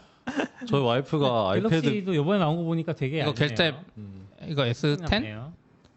갤탭은 모르겠는데 최근에 그거 있던데. 그 킨들 해킹하는 거 있어가지고. 저도 그거 보긴 했는데 근데 그래서 그거는 저도 킨들 한 대 있긴 하거든요. 그거 해킹해서 써볼까. 근데 그 킨들 해킹해서 뭐 그냥 그거 보는 거잖아요. 화면 리디북스. 아니요 그냥 좋다. 사진 띄우고 이러던데 그냥 그 이북 스크린처럼 그림 띄워놓고 그래요? 그런 용이던데 약간. 아직 그런 게 있어요? 저는 그럼 이제 집에서 킨들 킨들을 있어요. 놀고 있는데. 제일 브레이킹. 근데 킨들 해킹에서 저도 본 거는 뭐 아까 봤는데 리디북스 까는 정도까지는 아니고 그거예요. 그 그래요? 사진 안 같은 돼요? 거 띄는 이북 디스플레이처럼 네. 제가 봤던 집에 거. 디지털 액자로 쓰라는 거구나. 네, 그래서 올드 그거 보면서 킨들을. 그럴 거면 알리에서 사갖고 라즈베리 붙이는 게 더 싸지. 아무튼 딴 이야기 왔는데 네. 아이패드 에어랑 그냥 아이패드도 별로 딱히 끌리진 않는다. 왜냐면 저도 이제 최근에 봤을 때 삼성이 이번에 조금 특이한 것 같아요. 저도 이제 핸드폰도 아이폰 16 프로에서 갤럭시 S25 바꾸고 만족하다가 보니까 아이패드도 이제 좀 프로 다 있지만 갤탭 이거 S10 플러스 사면서 느낀 게 삼성이랑 구글이 지금까지 해왔던 노력이 누적돼가지고 이번에 약간 나온 느낌인 게 갤럭시 S25도 좀 잘 팔렸다는 이야기가 좀 네. 있잖아요 이번에. 근데 갤탭도 비슷한 이야기가 있더라고요. 오. 그러니까 아이패드 에어 바로 밑에까지 치고 올라왔던 거죠. 근데 해보니까 생각보다 불편한 거 없고 괜찮다. 요번에 나온 모델이 뭐예요? 갤럭시 탭 S10 플러스랑 울트라. 근데 울트라는 아까 말한 대로 그 아이패드 프로처럼 키보드를 딱 했는데 네. 진짜 갤럭시 탭을 보겠다고 여기 백화점 가서 삼성 매장 이렇게 보는데 갤럭시 탭 S10 플러스는 있는데 울트라가 안 보이는 거예요. 네. 그래서 직원한테 물어봤더니 저 키보드 달린 거 저거라고 해서 봤더니 딱 떼니까 그 완전 노트북처럼 붙어 있어요. 아. 애플처럼 애매하게 안 붙어 있고 모르셨구나. 진짜, 일체형으로 돼 있고 뗄 좋더라고. 순 있는데. 네. 진짜 그걸 알아보지 못할 정도였다는 거예요? 그냥 근데 그런 거 많잖아요. 중국에도 이런 거. 이건 너무 신기하시는데요. 그러니까 저는 이번에도 M3로 바뀌었잖아 아이패드가. 네. 이럴 거면은 맥OS를 좀 깔아주면 안 되나? 저도 그 생각을 너무 많이 해요. 아이패드에 맥OS 깔고 나오면 대박 날 것 같은데 왜 굳이 아이패드 OS로 이렇게 고생을 하나? 그리고 키보드 이번에 매직 키보드도 새로 나왔다 그러고 그럼 키보드에다가 키보드 너무 비싸더라고요. 매직 키보드는 작년에 나왔죠. 아니요, 근데 이번에 새로 매직 키보드 이번에 또 새로 나온 나왔어요. 키보드. 또 네. 규격을 바꿨어요. 이 규격도 바꿔도 호환도 안 되게 만들었고. 트랙패드 더 크게 해서 나왔어요. 근데 저는 매직 너무 키보드는 비싸. 몇 번 사봤는데 저게 환상을 가지면 안 돼. 여기에 매직 키보드 붙이는 순간 네. 맥북 에어보다 무겁다. 무겁다. 그럴 수 있죠. 그리고 50만 원이에요. 키보드인데. 41만 9천이라고 한다고. 네. 그러니까 저걸 합치면 11일이 41만 원. 네. 무겁고 비싸죠. 11인치. 예, 엄청 비싸. 50만 원 좀 심했다. 그죠. 심했죠. 근데 그것도 심지어 규격을 계속 바꾸는 거지 매년. 이게 뭐가 다른 거지? 이게 왜 다르죠? 에어용 매직 키보드랑 이게 다르네 진짜. 근데 생긴 거 비슷하게 생겼는데. 계속 바꿔요. 저걸로 돈 이게 버는 것 오히려 같아. 좀 작은 느낌 아니에요? 모르겠어요. 뭐 있습니다. 애플은 아이패드를 대학생한테 팔아먹는 걸로 포지셔닝해서 그런가? 그러니까 대학생들이 확실히 아이패드 병이라고 많이 부르잖아요. 사기 전에 잘 안 맞는. 모르지만. 저도 그게 뭔지는 아는데 막상 해보면 아이패드나 안드로이드 OS나 차이가 없어요. 타블렛에서 할 수 있는 게 필기 몇 개인데 그거의 주요 원인은 뭐냐면 애플이 아이패드 OS를 더 확장성 있게 계속 안 바꿔줘. 아까 윤 말한 대로 차라리 맥OS를 달아버리면 압도적인 경험 차이가 나는데 지금 아이패드 OS에서 맞아요. 그 네. 제한적인 경험 뭐 스플릿 뷰 이딴 걸로 할 수 있는 게 없다 보니까 갤럭시 탭이랑 사양 차이도 없어지고 CPU도 스냅드래곤 이런 거 달고 나온 거 생각보다 빨라요 지금. 근데 더 이상 느린 안드로이드가 아니야. 이번에 나온 거 아이패드 그렇게 열심히 보고 있지 않았는데 저는 원래 아이패드 저는 되게 옛날부터 항상 아이패드를 쓰고 있는데 항상 프로 그러니까 상위급 모델을 썼거든요. 근데 최근 이렇게 M 시리즈 넘어온 다음으로는 조금 그런 느낌이 있어요. 나한테 좀 과한데? 그리고 맥북하고 좀 겹쳐요. 약간 그 중간에 포지션이. 애한. 예. 저는 매직 키보드도 사거든요. 그러니까 그 전에 것도 샀는데 사실 제가 가진 키보드 중 제일 비싸죠. 옛날에는 뭐 에페킹 레오포스가 이런 게 제일 네. 비쌌는데 의외로 얘가 제일 비싼 키보드가 딱 돼버려가지고 좀 어색한 느낌인데 최근 생각에는 아이패드를 내가 200만 원씩 주고 사는 게 맞나? 이런 생각이 그치. 왜냐하면 예전보다는 조금 사용이 떨어졌거든요. 근데 별 얘기가 없을만 하네요. 랜딩 페이지에도 아무것도 없어요. 아이패드요? 네, 랜딩 페이지도 진짜 별거 없어. 근데 막 겹친다고 했는데 지난번에 CP가 최근 맥 프로 아이패드 프로 가져왔는데 화면 왜 이렇게 좋아요? 막 이런 얘기하고 그러긴 했었죠. 우리. 걔가 XDR 그거 진짜 그러니까 눈이 화면이 휘둥그레졌죠. 중요하죠. 아니요, 근데 걔만 보면 모르고 옆에 옛날 아이패드가 있어야 티가 나고. 근데 제가 최근에 갤탭을 딱 써보니까 이거 좋다. 이걸 특히 뭐 애플은 그 나노 텍스처 계속 팔아먹잖아요. 아이패드랑 네. 그게 얘는 그냥 코팅으로 반사가 훨씬 안 돼요. 나노 텍스는 화질을 떨어뜨렸다 그랬잖아요. 근데 갤탭 이거 써보니까 아이패드 프로랑 딱 놓고 보면 아이패드 프로 거울이야. 얘는 반사가 그냥 안 돼. 코팅 하나로. 이거 얼마예요? CP 비싸요? 이거 120만 원 정도 아니요, 같아요? 100만 원대였던 거. 이거 제가 빨리 살려고 그 5G 들어간 거 사버리긴 했는데 5G 안 들어간 거는 100만 원. 네? 갤럭시라고 막 사진 않네요. 비싸? 그럼요. 화이나 이런 거 싸요. 근데 갤럭시가 확실히 좋아요. 막 사진 안 싸요. 아이패드랑 좀 왜 그래요? 잘 생각해봐야겠다 이런 생각이. 근데 중국 태블릿들은 싸는데 제가 알기로는 그만큼 좀 부족한 점이 맞아요, 있고 맞아요. 삼성이 맞아요. 이거를 완성품 수준으로 만들어 놨어요. 확실히 잘해요. 삼성의 이것도 그간의 노력이 빛을 발한다. 이것도 제미나이 네이티브 이런 건 다 똑같아. 다 그대로 들어가 있고 그거 좋은 그래서 것 같아요. 제미나이 다 들어가 있어 내장돼 있어가지고 그럼 말로 할 수 있어요? 뭘요? 재미나이. 제미나이 원래 말로 할 수 있죠. 네, 그냥 이제 약간 시리처럼. 네, 할 수 있어요. 더 시리보다 더 잘해요. 지금 시리 그 애플 인텔리전스 공개된 거 미국에서만 봐도 그냥 물어보면 시리가 멍청하게 대답하고 챗 GPT한테 물어봐 그러면 대답하고 이런데 제미나이는 오히려 그게 잘 엮여 있어서 구글 어시스턴트랑 엄청 통합이 잘 돼 있어요. 그래서 저는 구글 어시스턴트 옛날 기기들 있잖아요. 거기서 넘어가고 싶긴 한데 없잖아요 아직은. 뭐가 없어요? 그렇게 쓸 수 있는 게. 저도 오케이 그 구글. 갤럭시 S25. 맞아요. 그런 류 제품 다 망하지 않았어요. 그러니까 지금? 그래서 이제 그 LLM으로 넘어가는 그런 제품들을 쓰고 싶은데 아 맞아. 아직 그게 그렇게 잘 나오는 게 없는 것 같아서. 생각에 애들이 거기에 집중하기에 너무 시간이 없는 것 그러니까 같아요. 그런 느낌인 것 같아요. 그래서 약간 휴대폰에서 어떻게 쓰는지 궁금했던 근데 거거든요. 오히려 어떻게 보면 아무나 만들 수 있어요. 제가 그 프레임이라고 이렇게 안경에 이렇게 보여주는 게 있거든요. 일반 안경처럼 생겨서 이게 미세하게 나오는 게 있어요. 걔가 그냥 챗GPT 같은 거 핸드폰이랑 통해서 API LLM 찔러가지고 결과만 보여주는 애야. 어떻게 보면 라즈베리 파이로 아무나 만들 수도 있다. 그렇죠. 음악 재생 뭐 이런 거는 MCP 뭐 그런 거 잘 되면 될 것 같고. 좀 시간이 더 필요하겠죠 아마. 그 약간 결국에 물어보는 거는 날씨랑 리마인더긴 한데 3분 알람 라면 끓일 때. 좀 더 다른 걸 물어보고 맞죠. 싶다. 근데 오케이 구글로 해서 이제 이 갤럭시 S25 같은 거 그냥 물어보면 잘 좋은 것 대답해줘요. 같아요. 그 제미나이랑 통합돼 있어서. 그런 건 좋은 것 같네요. 그리고 지금 뭐 당장 쓰기. MCP가 좀 많이 발전하면 이제 로컬에서도 작동을 시키고 그러면 이제 로컬에 있는 앱들이랑 연동이 잘 돼서 그런 좀 그렇죠. 연동성 경험해 볼 수 있지 않을까요? 뭐 그건 약간 다음 단계일 것 같긴 해요. 왜냐면 그 아직은 네 아직은 휴대폰은 안드로이드든 네. 애플이든 걔네가 다 들어가야 되는 거잖아요. 그 시장에 앱들은 다 격리돼 있으니까. 그쵸. 네, 그게 많이 걸릴 것 같긴 한 것 같아요. 지금 갤럭시에서도 된다고는 하더라고요. 아, 일부 맞아요. 앱들이 뭐 예를 광고했던 것 들면 같아요. 캘린더랑 연동되고 뭐 맵이랑 연동돼서 내일 오후 2시에 뭐 판교역에서 누구랑 점심 약속 있는데 캘린더에 넣어줘라고 하면 캘린더 약속 생기고 그 약속 열어보면 안에 지도 있고 이런 식으로까지는 되는 법 있더라고요. 근데 그런 앱들이 많진 않다 아직. 전 뭐 애플 이야기하다가 네, 나왔지만 그러게요. 갤럭시 홍보였던 것 같은데 애플 얘기가 저는 아니고. 이제 사람들이 더 이상 애플 생태계에 머물러 있으면 안 되는 것 같아요. 특히 맥북은 저는 아직 대체 불가능하고 네. 근데 핸드폰이랑 태블릿은 생각보다 괜찮다. 물론 갤럭시 탭 기준이에요. 중국 거는 모르겠어요. 네네네. 걔들도 비싼 건 아마 좋을 텐데 중국 거 안 좋다고 하니까 중국 거로 넘어가 볼까. 아 그렇죠. 중국 좋은 것도 있죠. 중국 거. 중국 거는 이제 베리에이션이 엄청 넓으니까 싼 거부터 비싼 것까지. 근데 싼 거 사면 항상 안드로이드 타블렛 그 후회하는 것 같고. 그 중국 거 말고 네? 딥시크. 아 딥시크. 딥시크도 중국 거니까. 아, 네. 우리 원래 딥시크 이야기 하려고 그랬는데. 맞아요. 20분밖에 안 남았어요. 할 얘기 많은데. 뭐 시간이 마감이 있어요? 그런 건 아니지만 10시가 되면 저는 이제 약간 마음이 초조해져서 네. 윤희도 딥시크 관련해서 좀 이야기를 많이 하시려고 준비를 해오셨는데 예.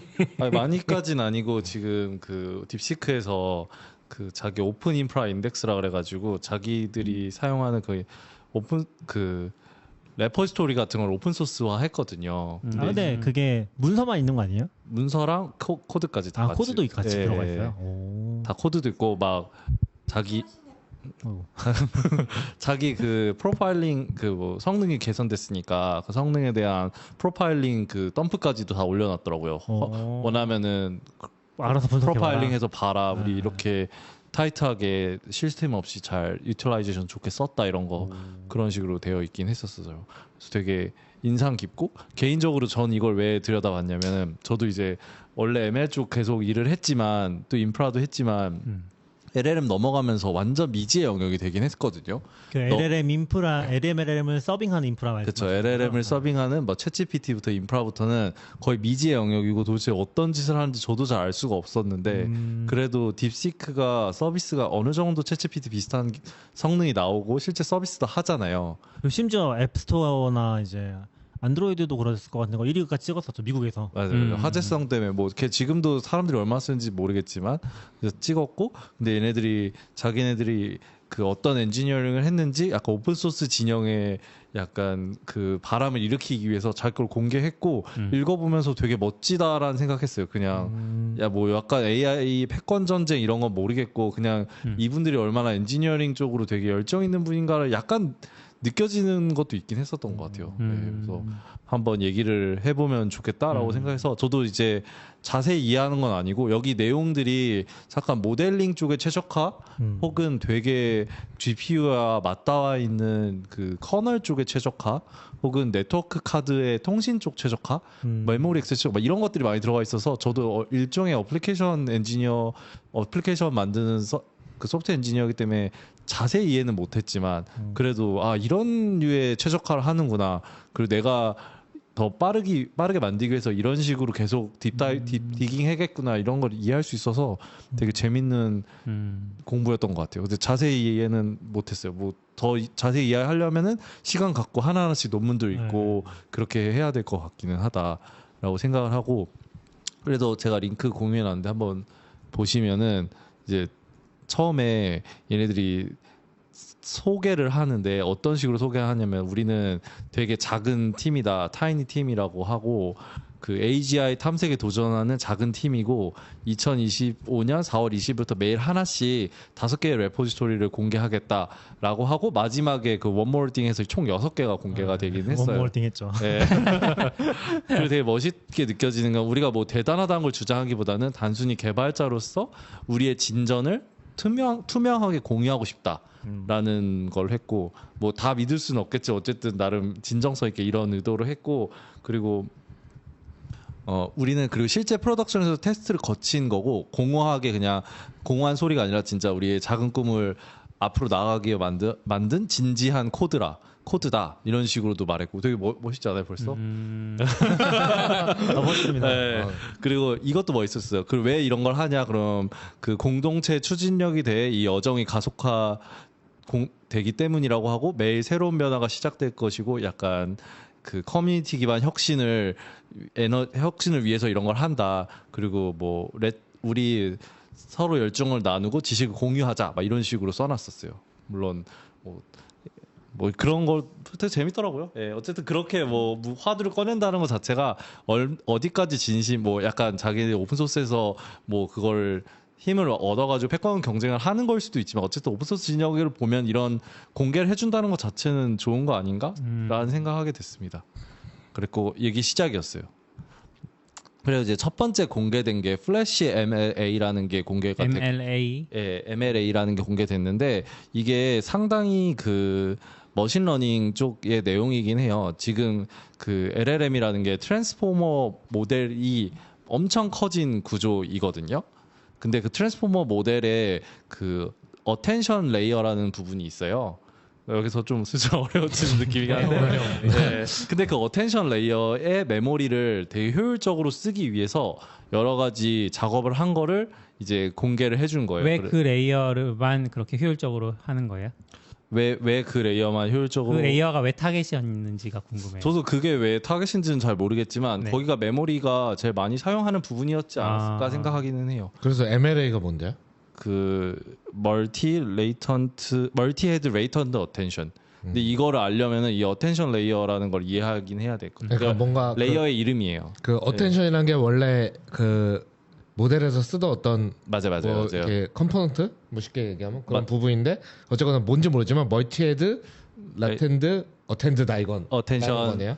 그게 이제 어텐션을 구현하는 여러 베리에이션이 있을 텐데 얘네들이 한 거는 멀티 헤드 레이턴트 어텐션 이게 논문 같은 게 있던 것 같더라고요. 그래서 요거를 하는데 이걸 쓸 수 있는데 이제 플래시 MLA를 쓰면은 자기네들이 이 메모리를 작게 쓰기 위해 되게 많은 그 노력을 엔지니어링을 한 걸 설명으로 있고 이거 구현체까지 공개가 돼 있는 거예요. 그래서 이제 잘 돌이켜 보면은 맨날 나균님이 올라마 같은 거 돌리면서 로컬에서 메모리 많이 잡아먹는다 그렇게 말 많이 하셨잖아요. 그래서 오늘 공개되는 걸 계속 보면은 메모리를 아끼기 위한 테크닉이 진짜 많이 들어가 있어요. 그래서 제가 이해하기로는 컴퓨팅도 컴퓨팅인데 결국에 메모리를 아끼는 게 그 LLM 서빙에 되게 중요한 영역이구나라고 생각했어요. 그럴 것 같아요. 왜냐면은 이거를 조금 설명해 보면은 예를 들어서 지금 671B잖아요. 그 딥시크 R1 모델이 671B라고 하는데 671빌리언 모델인데 얘가 FP8 정도 되면은 제가 기억하기로 한 700기가 정도 되거긴 하거든요. 그거 낮아야지 400기가 될 거예요. 그거 돌리려면 아까 얘기했던 512 기가 정도는 VRAM이 나와야지 겨우 돌려볼 수 있는 거거든요. 근데 그것도 심지어 돌리면은 VRAM GPU 다 쓰기 때문에 한 명밖에 못 돌려요. 동시에 여러 명이 쓸 수 없다는 거죠. 그러니까 이런 거를 글로벌 서비스를 한다는 그 스케일 자체가 사실 우리가 웹 서버는 그렇진 않잖아요. 그러니까 한 대로 돌려도 뭐 사실 앞에 엔진엑스 같은 거만 붙여도 물론 그냥 루비 이런 거 프로세스 올려놓으면은 10명만 들어도 뻗거든요. 그렇게 안 하고 엔진엑스 같은 거 붙여놔도 꽤 많은 사람들 들어와서 사용할 수 있단 말이에요. 근데 우선 글로벌 서비스는 아닙니다. 뭐 그렇긴 하죠. 왜냐하면 저기서 공개된 글 중에 뭐 비용 이야기야 보면 새벽 시간 트래픽이 줄어든다고 하는데 글로벌 서비스는 그럴 일이 없죠. 왜냐하면 한국, 아시아 기준으로는 저녁에 떨어지지만 사실 진짜 글로벌이면 미국은 그때 올라와 있어야 되기 때문에 심지어 딥시크는 차단도 많이 돼가지고 그 효과일 수도 있죠. 어쨌든 근데 중국만 해도 트래픽이 꽤 크죠. 근데 잘은 모르겠지만 아무튼 그래도 불구하고 얘기하신 것처럼 중국만 해도 큰데 어떻게 그런 서비스를 구축하냐고 생각했을 때 여기서부터 이제 막히는 거지. 기존의 엔지니어 관점에서 봤을 때는. 저도 그래서 완전 너무 막혀서 너무 궁금했는데 이걸 읽으면서 약간의 힌트는 있었어요. 좀 더 보다 보시면 나오는데 어쨌든 플래시 MLA에서는 그 플로팅 포인트를 BF16이라 그래서 그 정밀도 이게 플로팅 포인트 표현할 때 32비트로 하면은 그 앞에 정수 부분이 있고 소수 부분이 있잖아요. 네네. 근데 원래 근데 플로팅 포인트를 이렇게 쭉 낮추면은 정수 부분도 좀 낮추고 소수 부분도 같이 그 비트를 낮추면서 좀 그 표현력이 떨어지는데 이 BF16이라는 걸 쓰면은 정수 부분은 그대로 낮고 소수 부분만 줄여가지고 이 데이터에 왜냐하면 소수 부분은 사실 뒤에 소수점 몇이 바뀐다고 해도 큰 차이가 없기 때문에 이런 식으로 최적화하는 부분이 있거든요. 그게 일반적으로 쓰는 모델은 아닌 거죠. 그러니까 모델이 자료 구조는 아닌 거죠. 일반적으로 근데 이제 LLM 쪽에서는 완전 많이 쓰는 것 같긴 해요. 예. 근데 저 여기서 보면은 8비트도 쓴다 그러고 BF16도 쓴다 그러고 막 이런 얘기 하는데 왜 이게 바뀌는지는 저도 잘 모르겠어요. 어쨌든 여기서 그 플래시 MLA에서는 BF16 같은 거 쓴다고 했고 그리고 페이지드 키밸류 캐시라 그래서 이 어텐션 레이어에서 데이터가 그 키랑 밸류랑 값을 가지고 그거를 이제 들어오는 토큰이랑 뭐 이렇게 계산을 해가지고 다음 값을 연산하는 부분도 있는데 이거를 이제 블록 사이즈 64로 나눠가지고 작은 블록으로 저장할 수 있게 하고 그 밑에 뭐 그 저장할 때 그 시퀀스의 길이가 서로 다른 입력들이 오면은 이게 원래 가장 긴 거로 해가지고 나머지는 패딩 처리해가지고 뭐 이렇게 처리하고 이런 것도 있는데 이런 거를 이제 가변적으로 처리할 수 있도록 해가지고 또 메모리도 아끼고 뭐 좀 약간 저도 추상적으로 이해한 부분이라 가지고 그리고 엔비디아 커널 쪽에서 최적화하는 걸 또 해가지고 이 플래시 MLA 어텐션 레이어 처리할 때 더 호퍼 GPU에서 더 잘 돌게 최적화도 했다고 하더라고요. 그래서 호퍼 GPU가 뭐예요? 우리가 H100, H800 이런 거 할 때 그 H가 호퍼고 그게 제너레이션이에요. 네. 그래서 들어봤던 것 같아요. 네. 그래서 제가 그냥 데이 1에서 완전히 이해한 건 아니지만 어쨌든 그 LLM이라는 게 트랜스포머를 키운 거고 트랜스포머에서 어텐션 레이어가 있는데 여기서 메모리를 아껴 쓰기 위해서 뭐 그 BF16도 하고 페이지드 그 블록을 저장하는 블록 사이즈도 작게 해가지고 낭비 없이 저장할 수 있도록 하고 이런 걸 했구나 이런 게 LLM 서빙할 때 도움이 되는구나를 첫 번째 데이 1에 봤어요. 이게 지금 얘기하세요. 이게 지금 모델이 나오고 서빙을 최적화하기 위한 기법들인 거죠? 아니면 이게 학습할 때 제가 잘 몰라서 서빙 아니에요? 학습할 때부터 막 이런 게 다 서빙을 고려해야 되는 거예요? 아니면 저도 서빙인지 학습인 그것까지는 잘 모르게 디코딩이라고 했거든요. 근데 서빙할 때는 디코딩은 무조건 서빙할 때는 디코딩만 하긴 하는데 그 훈련할 때도 인코딩 디코딩을 다 하니까 그것 좀 모르겠어요. 리포를 한번 들어가서 봐도 될 것 같은데요. 트레이닝에 대한 언급이 없는 것 같은데요. 근데 서빙용이라고 되어 있긴 하네요. 근데 호퍼 GPU라고 하니까 실행해 볼 수 있는 사람 많지 않긴 하겠네요. 리퀘어먼트에 호퍼 AWS에서 받을 수 있지 않아요? 그런가요? 돈만 내면 받을 수 있는. 럼팍 같은 거 있으니까 뭐 GPU 서빙해 주는 해볼 수 있겠네 하겠네요. 맞아요. 리퀘어먼트가 호퍼 GPU, 쿠다 12.3, 파이토치 2.0 이상 이렇게 돼 있네요. 어떤 결과를 얻을 수 있는 건지 잘 모르겠지만 어쨌건 어쨌든 호퍼가 없어도 어쨌든 이런 식으로 최적화를 하는구나만 알아도 뭐 우리나라에도 손 좋은 엔지니어들이 다 똑같이 구현해낼 수 있지 않을까 생각도 들기는 해요. 네. 그런 게 들었습니다. 그리고 두 번째 날에 공개된 게 딥 EP라 그래서 이게 5일에 걸쳐서 예고하고 하루에 하나씩 공개한 맞아요. 거죠? 네, 맞아요. 그렇게 됐고 좀 너무 깊이 들어간 것 같아서 좀 짧게 말해보면은 딥 EP는 익스퍼트 패러럴리즘의 약자인데 EP가 그 MOE 다들 들어보셨나요? MOE? 뭐이? 아니, 들어만 Mixture of Expert. 그렇게 말하니까 어디서 들어본 건 적은 있는 맞아요. 것 같은데 그 말이. 이게 LLM 모델이 그 MOE가 적용이 되면은 적용이 되는 게 이제 정확하게 LLM 기법 중에 하나인데 예를 들어 라마 같은 경우는 MOE가 없어요. 적용이 안 됐어요. 그 안에 그 MOE라는 거는 그 전문가 그 딥러닝 모델을 약간 몇 개의 전문가 영역으로 나눠 놓는 거거든요. 그래서 예를 들어 법률 전문가 쪽 뉴럴 네트워크, 뭐 시사 전문가, 연애 전문가 뭐 이런 식으로 전문가가 나눠져 있어요. 추상적으로 보면 하나의 모델 안에. 네, 하나의 모델 네. 안에 그게 그럼 내가 법률을 물어보면 법률 쪽만- 전문가가 나와서 대답을 해주는 거예요? 법률 쪽만 액티베이션 돼가지고 되는 거예요. 근데 이거 저도 궁금했는데 어떻게 이걸 나눠서 하지라고 궁금했는데 이게 선택 사항이라고 하더라고요. 데이터셋에서 애초에 그거를 레이블링을 그런 식으로 해가지고 특수 분야의 전문가를 만들 수도 있고 그냥 랜덤하게 해가지고 그냥 뉴럴넷에서 알아서 그냥 전문 분야가 만들어지기도 할 수 있다고도 하더라고요. 어쨌든 그런 LLM에는 전문가로 나눠가지고 그러니까 딱 예측이 들어가면 이게 누가 대답할 게 맞냐고 하면 그 전문가만 나오고 혹은 그랑 다른 애 두세 명이 같이 나와서 말하고 이런 식으로 되어 있기는 하거든요. 근데 라마는 공개될 때 MOE가 적용이 안 돼 있었어요. 그래가지고 인퍼런스를 하면은 그 400빌리언이 전부 다 액티베이션 된다고 들었거든요.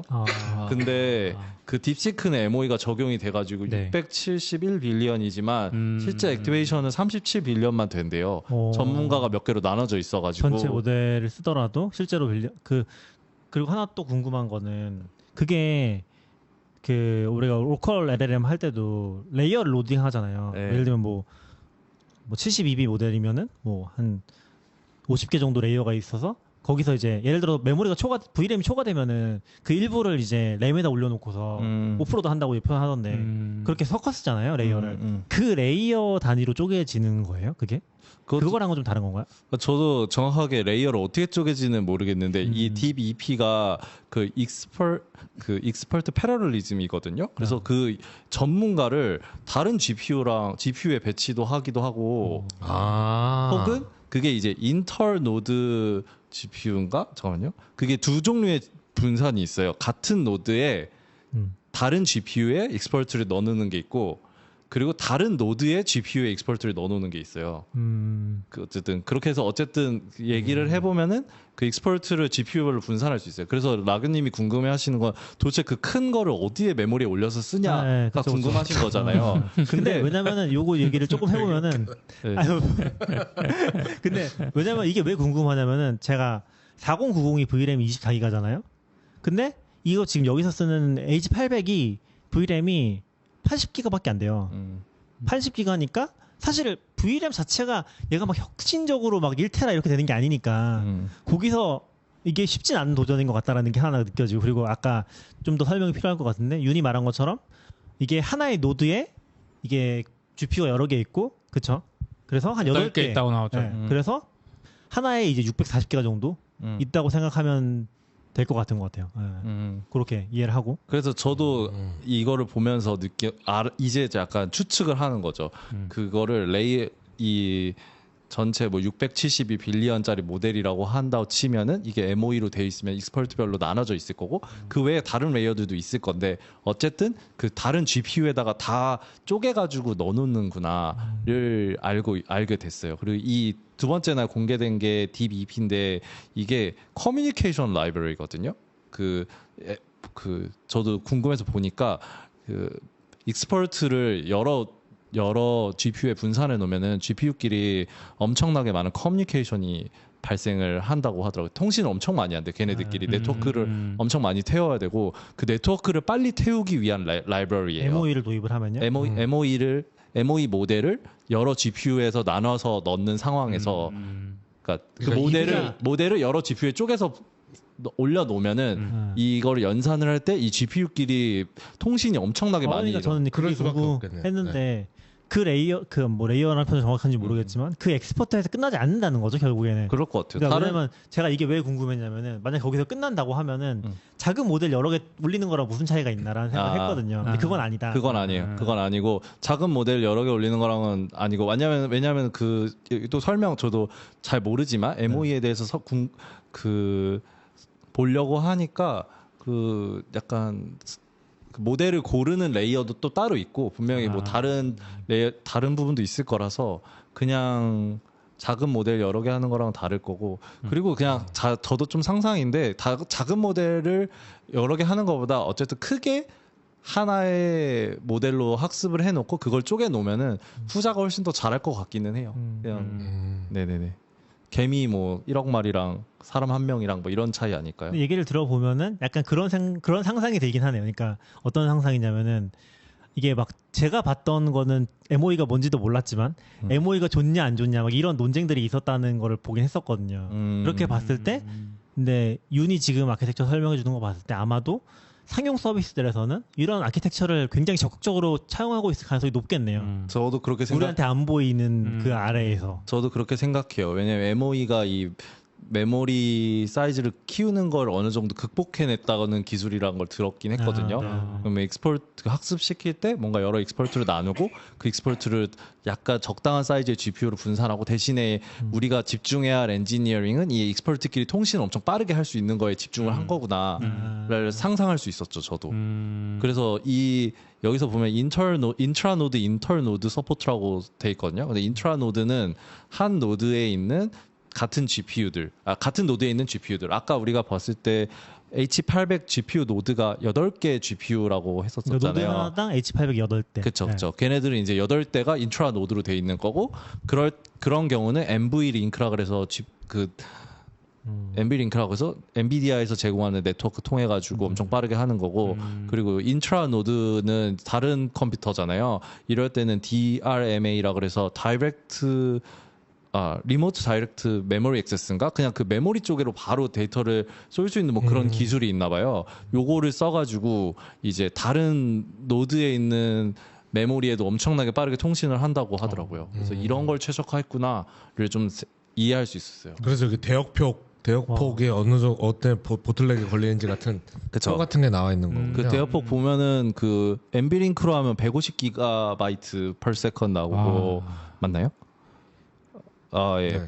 그런 식으로 그 메모리 액세스는 뭐 40기가 뭐 바이트 나온다고 per second로 통신한다고 되어 있더라고. 그러면 이게 이상한 질문일지 모르겠는데 예를 들어 저희도 그냥 어플리케이션 서버를 만든다고 하면 이제 모노리스로 보통 만들다가 이제 마이크로 서비스처럼 가는 이유가 뭐 아주 다양한 이유가 있지만 예를 들어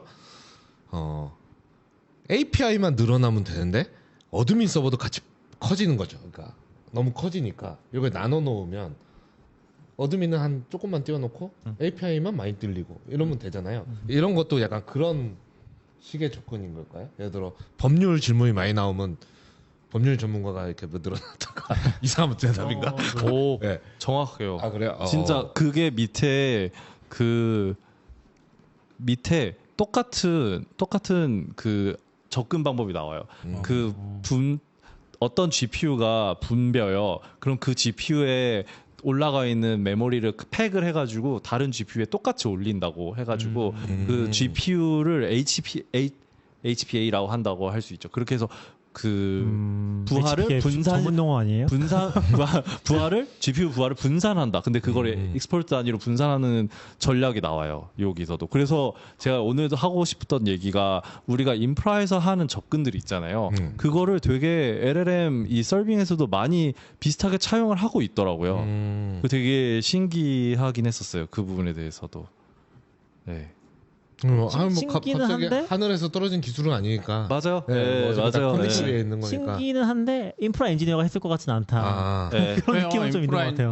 왜냐면 우리가 지금 그래픽 카드 8개 안 묶어서 그렇지 예전에 비트코인 하던 사람들 열심히 그래픽 카드 8개 묶어가지고 노드 하나에 하고 있었고 그거랑은 좀 다를 거예요. 그걸 전문적으로 하던 중국의 그 최고를 하면 그 인프라 엔지니어죠. 근데 저는 그거랑은 다를 저는 그거 그래픽 카드 8개 묶는 거 인프라 엔지니어죠. 왜냐면은 그거는 그 채굴은 제가 봤을 최고는 그 PCI 있잖아요. 우리가 노트 컴퓨터에 쓰면은 걔가 1X만 있어도 된다고 했거든요. 한 개당. 왜냐면은 그게 느려도 되는 게 독자적으로 연산하는 그러니까 근데 거기 때문에. 그거는 뭐 우리 이야기 아까 말했는데 MV 링크나 이런 기술이 다 있었던 거는 그건 그렇죠. 옛날에 결국 뭔가 다른 쪽에서도 우리가 지금 클라우드에서 너무 편하게 생활해서 그렇지 이걸 인프라 엔지니어들이 다 해왔던 저도 방법이 인프라 아닐까? 엔지니어들이 어쨌든 엔지니어들이 그냥 한 것 같아요. 그럼 클라우드 엔지니어는 아니다.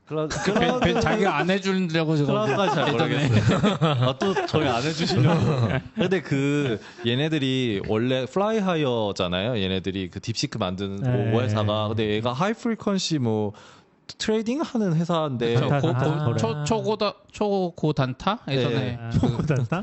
맞아요. 초고빈도 매매라고 맞아요. 예전에 제가 플래시보이즈 말했는데 그거 중국에도 하고 있고 한국도 지금 거래소 하나 더 오픈되면 될 수도 있는 그거를 주로 했던 애들이 있긴 했죠. 근데 그런 거 할 때 쓰던 되게 로우 레벨 커널 기술이라든가 메모리 액세스 기술이 혹은 네트워킹 기술이 약간 비슷한 결이 있었을 수도 있다고 생각해요. 그 중국의 엔지니어들이 그래서 이걸 되게 빨리 잘하지도 않는다. 또 그리고 약간 플라이하우가 좋았던 거는 그 초단타 매매를 머신러닝 기반으로 했다고 들었거든요. 그래서 약간 뉴럴넷에 대한 이해도 좀 있었던 거죠, 얘네들이. 그리고 기술도 있고 뉴럴넷도 있고 뭐 돈도 많다고 하니까. 옛날부터 GPU로 이거를 그 회사 자체가 했었죠. 꼭 LLM 때문만은 아니고. 맞아요. 그랬었던 거. 뭐 그래서 이제 네트워크 하는 거 있고 그리고 딥잼이라 그래가지고 이거는 그 다음 날 공개된 거죠? 3일날 세 번째 날은 그 매트릭스 멀티플리케이션 하는 그 코드를 되게 고효율로 할 수 있는 거를 올렸는데 그 제너럴 매트릭스 멀티플라이를 하는 건데 행렬 곱셈 있잖아요. 이걸 엄청 빨리 할 수 있는 행렬곱. 행렬곱을 일반적인 행렬곱이 GEMM이네요. 잼. 맞아요. 예. 딥은 그냥 지는 프로젝트 이름이네요. 딥이 뭐 그런 거 아니고. 근데 여기서 좀 특이한 건 아까 우리 MOE 얘기했잖아요. 그 MOE 할 때 이 잼을 좀 빨리 할 수 있게 좀 특화해서 했다고 하고 그리고 아까 플로팅 포인트 8 이것도 또 메모리 아끼는 거죠. 플로팅 포인트 8. 아까 처음에 나온 거. 네. 그 플로팅 포인트도 아끼고 또 MOE에도 적합하게 매트릭스 멀티플리케이션 더 빠르게 할 수 있다. 그러니까 약간 그냥 상상이긴 한데 우리가 딥시크 만드는 과정에서 매트릭스 멀티플리케이션 엄청 많이 일어나는데 이거를 좀 메모리도 덜 쓰고 더 빨리 해야 돼라고 이제 엔지니어들끼리 통일을 하고 그럼 이렇게 코드를 바꾸면은 훨씬 빠를 것 같대라고 해가지고 만든 게 아닐까라고 생각하고 여기서 또 쿨한 게 코어 로직은 거의 300줄 아래라고 공개해줬어요. 네, 코어 로직은 코어 로직이 300줄 아래라 그랬고 그리고 여기서 보면 막 이 용어도 있거든요. 뭐 1350 플러스 FP8 테라플롭스라고 돼 있는데 온 호퍼 GPU에서 초당 1350조개의 플로팅 포인트 연산을 했다라고 하더라고요. 이거 통해 가지고. 그래서 엄청 빠른가 봐요. 네네네.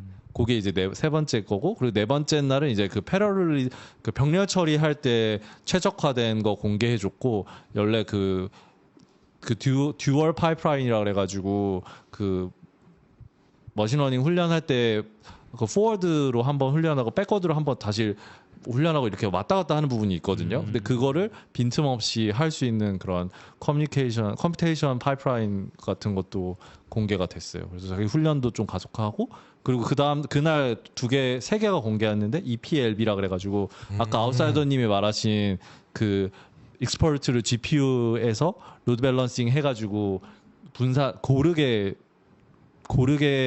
이 트래픽을 유지하기 위한 거를 하고 또 재밌는 게 우리가 또 이 분산 처리를 할 때 가능하면 같은 GPU에 있는 같은 노드에 있는 GPU로 분산해 주려고 하고 스티키니스를 적용해 가지고 같은 노드에 있는 GPU 해 주려고 하고 안 되면 이제 인터널 노드로 가게 하고 그래서 아까 방송 전에 그 인프라 전략으로 보자면 비슷한 부분이 있다고 얘기하셨던 게 이런 부분인 거군요. 거의 동일하다고 봐요. 그냥 우리가 쓰는 상식과 동일한 것 같아요. 네, 그래서 EPLB가 아까 얘기한 익스퍼트 패러럴리즘의 로드 밸런서. 네. 그래서 사이드님 ML 쪽에 센스가 있으신 것 같아요. 그리고 이제 그날 공개한 게 이 방금 위에 컴퓨테이션 그 EPLB나 듀얼 파이프라인 같은 거 있잖아요. 이거에 그 프로파일링 데이터도 그냥 공개해 버렸어요. 그 다운로드 해가지고 크롬에서 열리면 열리더라고요. 그래서 우리 이렇게 타이트하게 그 낭비 없이 잘 써, 막 이런 것도 있었고. 그렇고 여기 데이 4였고 데이 5가 이게 아마 엄청 화두가 됐었던 것 같은데 그 파일 시스템을 공개했어요. 파이어플라이어 파일 시스템이라 그래가지고 이게 저도 이게 도대체 뭔가 했는데 핵심 개념이 이거 챗GPT한테 딥리서치한테 분석시킨 거긴 한데 수백 개의 SSD의 스토리지 노드를 거대한 스토리지 시스템처럼 동작하게 만드는 구조가 이 F3FS의 핵심이라고 하더라고요. 다시 정해 여러 개의 SSD랑 수백 개의 스토리지 노드를 하나의 거대한 스토리지처럼 쓸 수 있는 거. 그래 예를 들어 네 그렇게 되고 그리고 특정 노드에 국한되지 않고 어느 노드에서든지 빠르게 접근 가능한 거. 이거 약간 하드비 약간 이런 느낌으로 하는 거 아닌가 생각이 들기는 하고 그리고 스토리지와 컴퓨팅 리소스를 분리해가지고 독립적으로 확장 가능한데 여기서 독립적으로 확장 가능한 거는 GPU랑 CPU랑 SSD가 독립적으로 확장 가능한 구조로가 있는 파일 시스템을 공개했어요. 이거 디스어그레이티드 아키텍처로 돼 있네요. 이게 뭐예요? 이것도 나도 그렇죠. 이게 예. 요즘 IDC가 아마 대부분 그럴 텐데 이제 그러면 서버가 렉나처럼 렉 하나가 있는 게 아니라 CPU만 쫙 있고 메모리만 쫙 있고 디스크만 맞아. 쫙 있고 맞아, 그거를 맞아. 이제 그러니까 다 나눠져 있는 거죠. 그래서 이게 조합돼서 컴퓨터가 우리는 8코어 받으면 우리가 렉 하나에 뭘 받는 것처럼 생각하지만 일반적으로는 요즘 그렇게 안 하고 있고 CPU 하나 고장 나면 걔만 빼서 딴 CPU가 들어가는 거죠. 이제 그걸 이제 디스크 왜냐면 그래야 효율적으로 움직이니까 그러네요. 디스크도 옛날처럼 컴퓨터 하면 렉 하나 통째로 뺀 다음에 하드만 바꾸고 다시 넣고 이럴 수가 없잖아요. 그게 이제 아마 요즘 IDC에서는 첨단 기술이긴 하지만 그래도 제가 뭐 해본 본 적은 없지만 꽤 보편화된 자리 잡은 기술로 알고 있고 제가 이런 류의 기술을 이해한 거는 빅쿼리가 이런 식으로 백엔드가 이렇게 돼 있다고 들었거든요. 클라우드는 아마 대부분 이렇게 돼 있어요. 그래서 빅쿼리가 엄청나게 큰 데이터도 연산을 성공을 시키잖아요. 그게 CPU가 특정 컴퓨터의 성능에 바운드되는 게 아니라 무제한 확장할 수 있다를 이런 구조로 설명해 줬었는데 이게 그 딥식에서도 똑같이 공개를 한 거죠. 신기하더라고요. 그래서 네.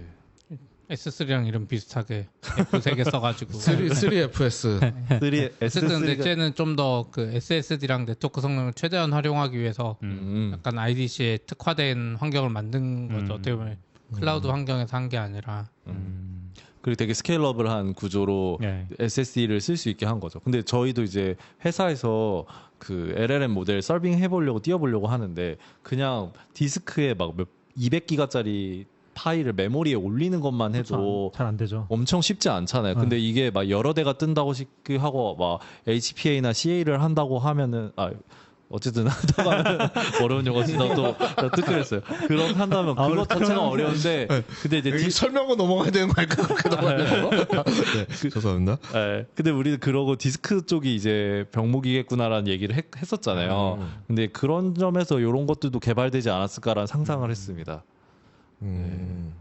그리고 되게 쿨했던 게 그 HS3FS 기반의 데이터 프로세싱 프레임워크도 같이 공개했는데 스몰 폰드 얘는 이제 그냥 들어가 보시면은 덕DB라는 걸 통해 가지고 그 기반은 아까 3FS 깔고 위에 덕DB로 해가지고 데이터를 처리하는 것도 공개돼 있더라고요. 저도 저게 좀 좋게 봤어요. 기존에는 이제 파켓 포맷 쓰더라도 사실 디스크에서 읽는 게 한계가 있어서 S3에서 읽는 것도 아까 파일 사이즈 한계도 있고 한데 쟤는 그냥 큰 거 그냥 하나로 어떻게 되는지 모르겠고 읽으면 제가 뒤에서 다 처리해서 덕DB가 약간 SQLite 같은 거거든요. 그래 파켓 파일을 바로 읽어서 처리하는 건데 제가 어떻게 효율적으로 잘 되게 만든 것 같아요. 엄청나게 빠른 속도로. 그러니까 우리는 이제 일반적으로 빅쿼리급이 아니면 지금 저걸 쉽게 큰 데이터베이스 하기 어려운데 아마 저 기반에 제가 봤을 땐 3FS가 핵심인 것 같아요. 덕DB는 약간 그 위에서 쿼리를 좀 쉽게 해주는 정도? 그러니까 파켓 파일 읽어서 SQLite로 좀 쉽게 해주는 정도인데 그냥 파일 기반이라서 뭐 확장 가능성이 무한할 수도 있는데 저도 저게 조금 관심이 가긴 했어요. 그래서 아까 오면서도 이야기했는데 AWS가 이거 빨리 어떻게 해갖고 올려주면 지금 겪고 있는 데이터 빅쿼리 경쟁이 안 되는 걸 좀 해결해 볼 수 있는 건지 아닌지 좀 궁금했어요. 여기 뭐 보면 스케일러블 페타바이트 스케일이라고 나오잖아요. 네. 근데 아테나나 지금 AWS 아테나나 뭐 레드시프트 이런 애들 아무리 인스턴스 올려도 아까 말한 대로 결국 그 사양의 한계에 부딪히거든요. 엄청나게 엄청나게 많은 페타바이트 수준도 아니야. 제가 몇 테라바이트만 돌려봐도 속도가 느리고 뭔가 한계에 부딪히는데 빅쿼리는 그런 느낌이 없잖아요. 그래서 제가 좀 기대된다 생각했어요. 정확히 어떻게 되는지 모르겠고 3FS도 내가 하려면 SSD를 지금 몇 개짜리 사갖고 돌려야 되잖아요. 조금 궁금하긴 하더라고요. 저도 그래서 정확하게 잘 이해한 건 아닌데 어쨌든 이런 류의 역할을 하는 컴포넌트들이나 기술들이 필요했구나라고 생각하고 설명으로는 페타바이트 스케일 데이터셋을 처리한다고 하니까 엄청나죠. 예. 그럼 AWS에서는 일라스틱 스몰 폰드 이렇게 나오는 거예요? 뭐 그러든지 하겠죠. 뭔가. 근데 그게 해결해 줄 수 있으면 진짜 근데 아마존 입장에서 땡큐죠. 근데 보통 이게 오픈 소스여도 이게 스몰 폰드 자체 이름은 보통 트레이드마크 같은 거라서 그래요? 다른 걸로 쓱 바꾸겠죠. 한데 뭐 딥시크는 그런 거 신경 안 쓴다고 하면 그대로 할 수도 있죠. 네.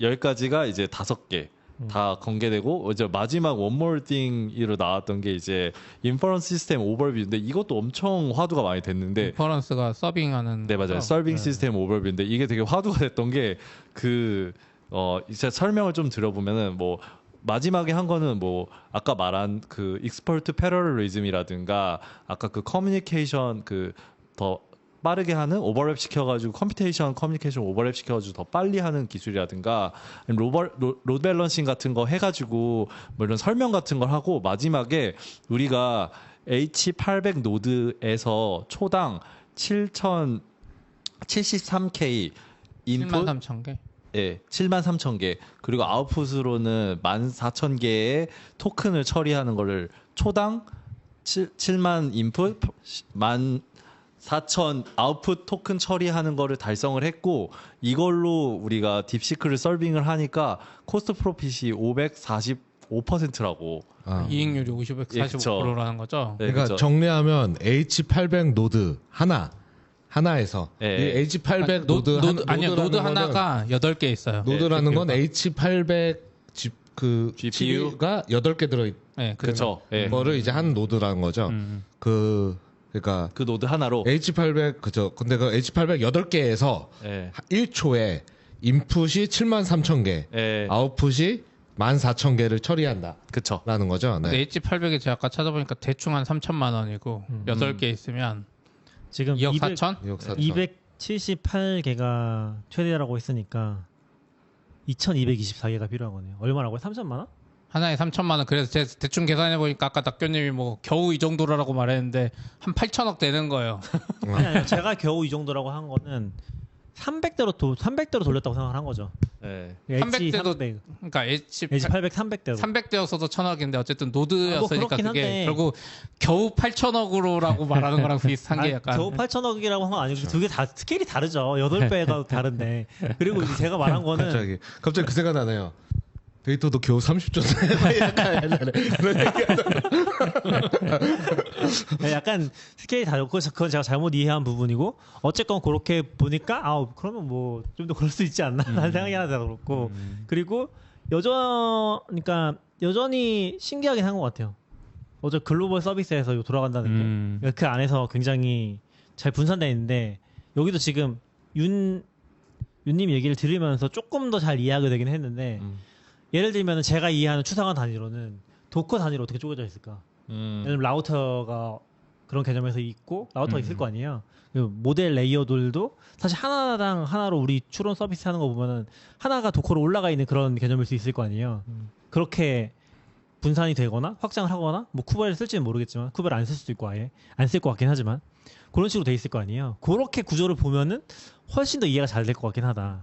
이제 그렇게 그려진 건 아니잖아요 지금은. 맞아. 네, 그래서 그런 컨셉에서는 여전히 좀 궁금하긴 한데 생각보다 크고 생각보다 잘 돌아가고 그런 건 있는 것 같다. 근데 이게 진짜일까인지는 모르겠어요. 저도 너무 아까 그 오픈 소스를 해서 고맙긴 한데 진짜 이게 이렇게 된다고? 그리고 저는 우선 이 서빙하면서 이렇게 많은 이득을 보고 있는지는 몰랐어요. 물론 이게 그 정확하진 않죠. 앞에 네. R1 모델이나 V3 모델 학습시킨 비용까지 포함된 건 아니고 그냥 우리가 단순 월 비교. 구독료 네. 받고 그걸로 운영하는 서빙해 주는 거 네. 비용으로 따지면 이 정도 이득이야. 그래서 전체 서비스 사업 비용이랑은 또 다른 것 같긴 해요. 아니, 그러니까 여기서도 지금 정확히 그걸 안 써놓긴 했는데 이 H800 GPU 한 대당 1시간 가격을 $2로 가정하고 있어요. 네. 빌려 쓴다고 그냥 가정했을 때. 대충 쳐면 한 $2 정도 네, 그렇게 하고 계산하자. 하는 것 같아요. 네. 그러면 하루에 비용이 87,000달러가 든대요. 어? 그리고 지금 아까 CP도 얘기했었는데 근데 한 달에 하루에 1,000만 원 1억 가까이? 네, 하루 기준이니까. 그리고 아까 CP도 얘기했었는데 지금 이 트래픽 데이터가 여기에 그런 단서가 정확히 안 나와 있는 거 했었는데 UTC 플러스 8룰 기준으로 돼 있긴 하거든요. 그게 중국 시간대. 중국 시간이죠. 네, 그래서 이게 중국 데이터인가라는 생각이 들기도 하는 것 같긴 한 것 같아요. 왜냐면 다른 새벽 데는 다 시간에. 차단했잖아요, 딥시크를 많이. 근데 미국 차단 안 됐을걸요 아직? 아니 그리고 차단했나? 잘 안 쓰고 사람들이 아니 근데 글로벌 1위까 그 미국 앱스토어 1위까지 찍었었는데 앱스토어 1인 거랑 진짜 많이 쓰는 거랑 그거 다르죠. 다르긴 하지만. 첫날은 찍고 다르긴 돈 내야 되는데 하지만. 막 그때 가입 안 되고 중국 사람이 많이 하루에 중국어로 대답하고 막 그런데 그러면 여기서 단순 계산했을 때 아까 $82로 계산했을 때 1억 87,000이면 한 1억 2천 나오잖아요. 하나로. 그러면 500%라는 건 6억씩 번다는 거잖아요. 하루에. 아 그러니까 이렇게 계산했을 때 아, 그렇죠. 이렇게 했을 때 효율로만 근데 그렇죠. 효율로 보면 6억씩 가장 피크라고 쳐도 6억이 그렇게만 결제한다고? 그러니까 중국 사람들 많이 왜냐면 저 서빙할까요? 아니 아니요. 근데 저게 딥시크 모델이 가격이 쌌잖아요. 다른 거 대비해서. 근데 딥시크 공짜 아니에요? 저도 공짜인 걸로 아는데 어디서 비용 가공한지 API나 뭐 API 비용이 비용이 있지 않아요? 27분의 1이었어요. 그 제미나이였나 오픈 AI 대비 27분의 1이었어요. 오픈 AI 그 재민이 너무 싸서 아닐까? 아니, 오픈 AI 27분의 1이었는데 그러고도 이만큼이라면은 어쨌든 근데 말하시죠, CPU. 저는 여기서 중요한 건 뭐냐면 오픈 AI가 작년 말이나 작년에만 해도 약간 돈 버리면서 서빙한다는 이야기가 많았고 투자금 뭐 몇천억 받아도 그거 다 서빙인지 훈련인지 모르겠지만 거기다 막 돈을 버리면서 막 할 때마다 손해라는 할 때마다 손해라서 돈을 계속 필요로 한다 막 이런 이야기 나왔는데 애들이 지금 이거 적어도 서빙에 한정이 있지만 우린 손해 안 본다 약간 이 느낌인 거잖아요. 그러면 약간 이게 이제 판도가 달라질 수 있는 그리고 또 반대로 이 정도면 우리도 서빙해 볼 수 있나 막 시도들도 해보는 것 같고 모델 성능도 나쁘지 않고 막 하니까 모델은 공개돼 있으니까. 네. 근데 이게 뭐지? 사람들이 추정으로 계산한 거 말고 이렇게 비슷하게라도 공개한 게 없죠. ML 모델 서빙하는 좀 메이저 우리가 없는 것 없죠. 같은데요? 물론 약간 논문별로 있고 뭐 여기서 보면은 여기 되게 맞다 그걸 까먹었는데 이 공개되는 리포지토리 안에 들어가면 내가 어떤 리포지토리 오픈소스 리포지토리에서 영감을 받아서 했어 이 리포지토리에서 많이 차용을 해서 이런 걸 다 언급을 해주거든요. 그런 것도 되게 멋있긴 한데 그런 거 보면은 이제 공개된 정보인데 이걸 프로덕션에 적용해가지고 이렇게 성과가 나는 걸 보여준 건 전 처음이었던 것 같아요. 그러니까 뭐 다 공개된 정보지만 아무도 그렇게 조합해서 해보지 않았을 수는 있잖아요. 뭐 구글이나 지금 오픈 AI만 하고 있는 거고, 근데 딥시크는 이걸 공개해버린 거죠. 그래서 시작할 때도 막 저희 프로덕션에서 테스트한 거라고 막 말하고 시작하는 게 그런 내용인 것 같아요. 저는 이게 비용을 상대적으로 비교해 볼 수 있는 게 그리고 이 인프라를 다른 애들을 가지고 있지는 않잖아요. 딥시크를 저희도 띄워보려고 하지만 그럼 그 오픈 라우터에서는 결국 직접 서빙하는 애들이 파는 가격이 있잖아요. 그리고 딥시크가 직접 API로 서빙하는 비용 그 가격 차이만 봐도 꽤 갭이 컸던 것 같거든요. 결국 그걸 서빙해본 애들은 어차피 그 서빙하면서 파는 거니까 이 정도 서빙하려면 이 돈을 받아야 된다라고 그렇죠. 하는 건데 거기서 결국 이 인프라 차이가 압도적으로 나는 게 아닌가 상대적으로 저도 이제 그 생각 좀 드는 것 같아요. 근데 자세히 안 봤었는데 여기 밑에 붙어보니까 정확히 나와 있겠네 하네요. 2월 27일부터 28일 UTC 플러스 8에 24시간 데이터 가지고 했을 때. 근데 돈에 대한 건 아닌 거죠. 네? 돈에 대한 건 아니죠. 돈이 이게 돈이죠. 그러니까 그 시간 동안에 그 돈을 쓰고 그 돈을 벌었다는 의미는 아닌 거죠. 그런가? 근데 뭐 가정하기는 이제 뭐 여러 그때 가지 들어간 네. 컴퓨팅이랑 벌어들인 수익이랑 그냥 네. 비율을 본 그쵸. 거죠. 근데 이때 V3랑 R1을 입력했을 때 608 빌리언. 그러면 10억, 100억, 1000억, 6천억 빌리언 인풋 토큰이 들어왔고 342 빌리언 토큰이 네. 히트 디스크 캐시에 들어왔다 하고 뭐 아웃풋은 168 빌리언이다. 뭐 이렇게 쭉 나와 있고 HPR로 이렇게 했을 때 네. 앱이랑 API 비용. 앱 API에 다 받나 봐요. 그리고 요 밑에도 비용이 있던데 R1이 0.13달러 다시 슬래시 M이 이 M이 뭐죠? 그러니까 밀리언. 밀리언. 그 정도 돈을 받았을 때 가정한 그쵸 거. 그쵸. 밀리언 가정, 토큰에 0. 네. 받았다면 우리가 그쵸 그쵸. 받았다면 왜냐면 자기들 API 가격이 있으니까. 실제 쓴 거랑 이제 번 걸 공개한 게 아니라 그러네. 그 가정 받았다면. 하에서 그렇게 아니, 하는 그렇긴 거야. 한데- 돈 받았으면 이렇게 안 들어왔지. 뭐 그럴 수도 있죠. 근데 어쨌든 효율 봤을 때는 그렇죠. 이걸 만약에 진짜 네. API 비용으로 치환해 볼 수는 있잖아요. 그대로 성능이 좋으면 굳이 싼 걸 안 쓸 이유가 없으니까. 사실 이게 자기네 트래픽을 보고 이거를 우리가 보통 이제 그래도 업계에서 API를 그 돈 주고 쓰니까 아니, 자기네 이게- 아니 자기들이 팔 가격 이거 정해졌잖아. R1 그 API 비용 아니에요? API 비용 맞아요. 진짜 실제 아니, 비용이 그러니까 네. 비용이 맞는데 네. 제가 봤을 때 이거 여기서 말하는 그 통계에 잡힌 모든 숫자가 다 이 API 가격으로 계산될 것 같지는 아니, 않거든요. 그러니까 지금 이게 유료 고객 트래픽이 아니라는 거죠. 이 그쵸, 그쵸. 100%가. 그럴 수 있죠. 맞아요. 우리 가격은 이건데 만약에 이거를 우리가 유료로 받았다면 요 정도의 수익이 난다. 왜냐면 라는 결국 거죠. 그 API로만 만약 판다고 가정했을 때만 해도 어쨌든 여기서 수익 날 수 있다는 거죠. 이 가격 받고 인퍼런스 돌렸을 때. 근데 다른 애들은 손해 보고 있는 것 같으니까. 근데 이 데이터를 봤을 때는 결국은 뭐지? 그 서비스가 어느 정도 시간이 지나서 이제 안정권에 좀 들어서면 예측성이 좀 높아지잖아요. 그러면 레이트 리밋 걷는 거 잘라내고 유료 트래픽을 대충은 할 수 있으니까 그러면 딱 548% 똑같이 안 떨어져도 꽤 근사치로 나올 거 합리적으로 저는 잘 모르겠어요. 보이긴 하네요. API가 많긴 한데 네. 그러니까 앱 사용자는 지금은 유료 모델이 없잖아요. 네. 그러니까 그게 좀 다를 것 같고 그리고 저는 앱에서 돈을 버는 거는 네. API랑은 완전 다르다고 생각하거든요. 그러니까 앱은 사실 월정액 이런 식으로 구독을 하잖아요. 네. 그러니까 그렇죠. 챗 GPT나 뭐 클로드나 이런 애들은 아까도 잠깐 얘기했었지만 컨텍스트 매니징 같은 부분을 엄청 최적화할 것 같아요. 그러니까 앱에서 쓰는 거는 그게 안 보이잖아요. 지금 내가 컨텍스트가 얼마 가지고 있지? 얘가 지금 내 대화를 어디까지 기억하고 그런 게 안 보이니까 그런 게 훨씬 제한적으로 저는 쓸 거라고 생각하거든요. 그리고 클로드는 써보니까 제한이 엄청 심해요. 금방 리밍 걸려요, 진짜. 돈 내고 써도. 그러니까 돈 내고 쓰는 게 프리 5배래. 근데 금방 걸려. 심지어 지금 소넷이 난리 났거든요. 그 코딩 때문에. 그래서 프리 모델에서 소넷 접근 안 된다는 얘기도 있어요. 그런 식으로 돌아가고 있는데 저는 내부적으로 아무튼 앱에서는 그런 거 잘라서 서빙을 하면서 요거에 갭을 벌리는 거죠. 내는 거 대비 그 손해 보는 걸 줄이는 그런 방향으로 하는 걸 거고 API는 말 그대로 API니까. 맞아, 저는 어쨌든 되게 프로피터블한 서비스가 될 수 있구나라는 걸 좀 느껴서 그건 맞는 것 같아요. 그건 맞는 것 같아요. 이게 얼마를 진짜 아니, 벌었냐라기보다는 네. 이게 진짜 서빙이 가능하네, 지속 가능하네. LLM 서빙이라는 게 지속 가능한 것 그러니까 같은데라는 지금 느낌이 주는 것 같아요. 500%안 나오고 200%만 나오면 되잖아. 지속 가능하지. 물론 여기에 들어간 R&D 비용이랑 뭐 인프라 비용이랑 인건비 비용 이런 거 다 빼긴 해야겠지만 그럼에도 그리고 앞으로 기술이 더 좋아질 거니까 이게 되는구나라는 거를 제가 지금 그 오픈 라우터에서 딥시크 API가 인풋이 0.55달러라고 나와 있는데 바로 위에 다른 애들은 5달러, 7달러 막 이렇게 같은 거여도 3달러? 근데 여기서도 0.5 같이 맞춘 애들도 있는데 0.75 아마 느릴 거예요. 대부분은 10배 이상 비싸게 서빙하고 있거든요.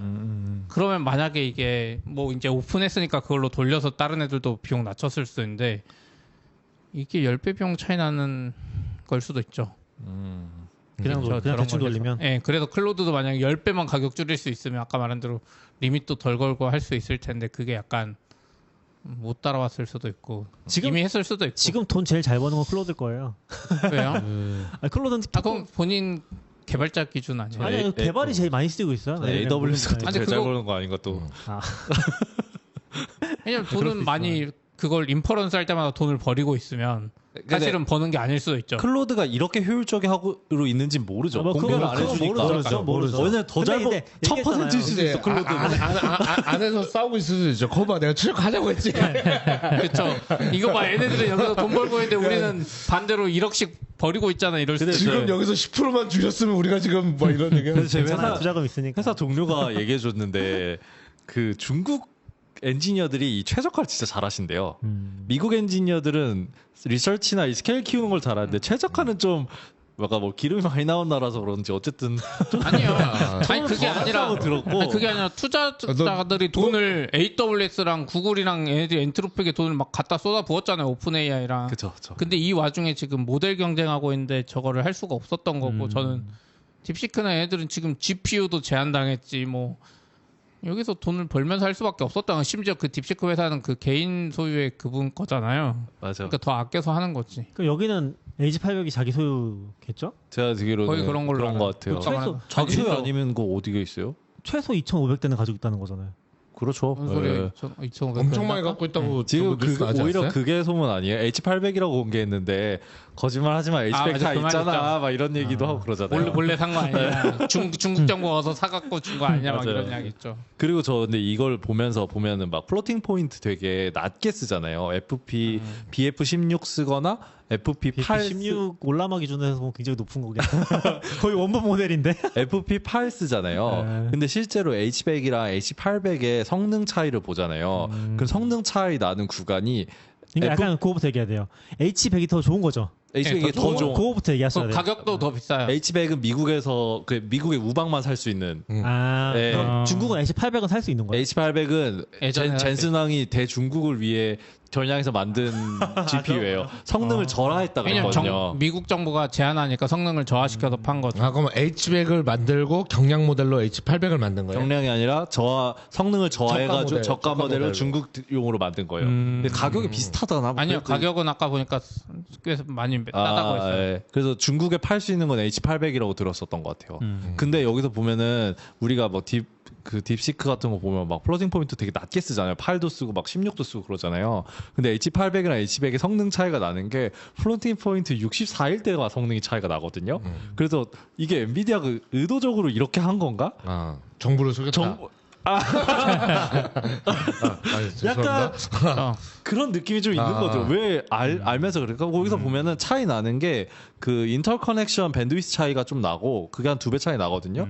그리고 NV링크 달 수 있는 거 차이가 H100은 18개 달 수 있는데 뭐 H800은 8개만 달 수 있고 그럼 플러스 포인트 그래서 아까 위에 노드 8개 냈다. 네, 다른 테라플롭스 같은 경우 그러네요. 8개 딱이네요. 그리고 다른 테라플롭스 차이는 없어요. 근데 저는 사실 저게 어떤 의미가 있는지 잘 모르는데 그냥 뉴스 보는 입장으로선 뭐 차단하고 이럴 때는 약간 트레이닝 관점 서빙은 사실 그 안중에도 없었던 것 같고 트레이닝 관점에서 얘네 좋은 모델 못 만들게 하려면 H100 주면 안 돼. 맞아요. 약간 이런 느낌이었고 그때도 그러니까 64를 안 쓰고 8로도 되는지 잘 모르겠어요. 네. 하지만 약간 그런 관점이었던 것 같고 지금 여기서는 사실 약간 서빙 관점이다 보니까 그런 차이도 있을 수 있긴 그때는 하네요. 그때 놓쳤을 수도 있겠다. 근데 어쨌든 저거 나오고 나서 H800도 제한하는 거 아니냐 이야기가 나왔었죠. H1600 그리고 싱가포르에서 갑자기 H100 뭐 수요가 2배가 늘었다나 뭐 그런 식으로 갑자기 나오고 그랬었죠. 저는 이런 제약이 사실 기술 발전을 또 이끄는 면도 없잖아 있는 것 같아요. 그런 것도 중국 있죠. 정부가 제한하면 제한할수록 얘네들은 비용 효율적으로 가가지고 아까 말한 대로 H100 쓸 수 있는데 굳이 왜 플로팅 포인트 8로 낮추고 있어? 그렇잖아요. 그 돈도 다 대줬어. 그리고 아까 말한 대로 노드 하나당 16개씩 붙일 수 있는데 무슨 옆에 노드랑 왜 통신해? 여기서 16개씩 하면 되지. 막 이런 여러 가지 요소가 섞여 있을 것 같아요. 근데 그 제약을 뚫고 그걸 만들어냈다는 게 대단하긴 대단한 것 하네. 같아요. 진짜 우리나라도 할 수 있다. 진짜. 아니요, 우리나라는 근데 그런 거 치고 제약이 우방이잖아, 미국에.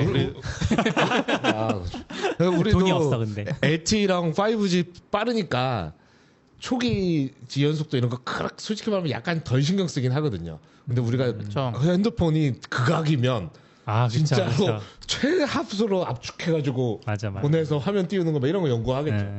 네. 그래서 글로벌 서비스 할 때 힘들다고 하긴 했던 것 같아요. 우리나라에?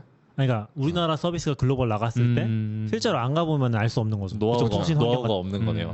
노하우도 없고 웹페이지는 한 5메가쯤 하는 거지 원래 약간 이런 느낌도 있잖아요. 베트남 가면 영원히 걸리고 이제 웹 사이즈 막 200기가, 200메가 뭐 이런 거, 200-300메가씩 웹 사이즈. 어이쿠 압축 안 하고 100메가짜리 이미지 올릴 걸 몰랐네. 이렇게 되고 막 이런. 우리는 H100 또 많이 들어와 있는 걸로 알아요. 맞아요. 광주 가교이나 이런 데 넣어줬고 맞아요. 혹은 NHN 클라우드나 이런 데 여러 데 의외로 H백이 많이 박혀 있고 근데 그래도 2,000대씩 가지고 있는데 많지는 않을 것 같은데. 2,000대는 없지만 어쨌든 없을 것 뭐 같아. 모델 학습하고 할 때는 좀 2,000대까지 필요 없을 수도 있는데 어쨌든 상대적으로 좋은 인프라 환경에 있는 건 맞죠. 그록이 20만 대인가 했다 그러지 않았었어요? 20만 대요? 예. 그 일론 머스크가 돈으로 때려 근데 그때 부었네. 메타도 그렇고 사겠다는 했지만 샀다고는 안 했죠.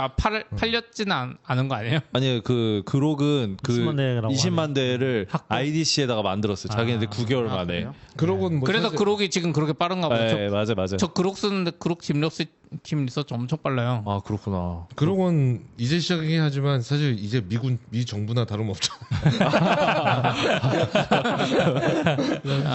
저. 그런 거 아니에요? 아니요, 근데 앨런 머스크가 있어도 비용은 엄청 줄일 수도 있어요. 아 그렇죠.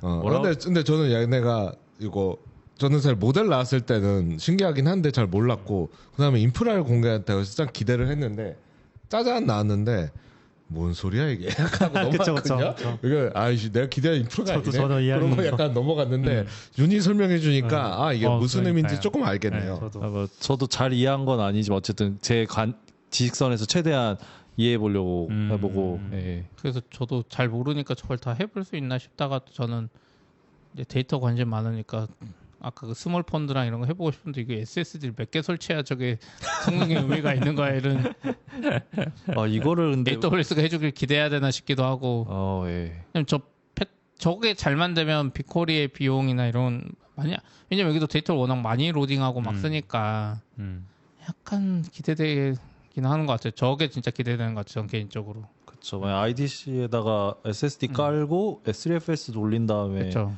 거기다가 이제 데이터 이런 게 대량으로 확 긁어갈 때 예전에 좀 병목 걸리고 하던 거를 좀 해볼 수 있으니까 어떻게 보면 다른 서비스나 다른 데서도 좀 쉽게 적용해볼 수 있는 게 그나마 저거 아닐까 싶은 것 같아요. 뭐 학습할 때도 학습 데이터 훅 긁어가는데 제가 버텨줄 수도 있잖아요. 빅쿼리나 이런 거는 훅 긁어갔더니 10억입니다 뭐 이럴 수 있잖아요. 데이터.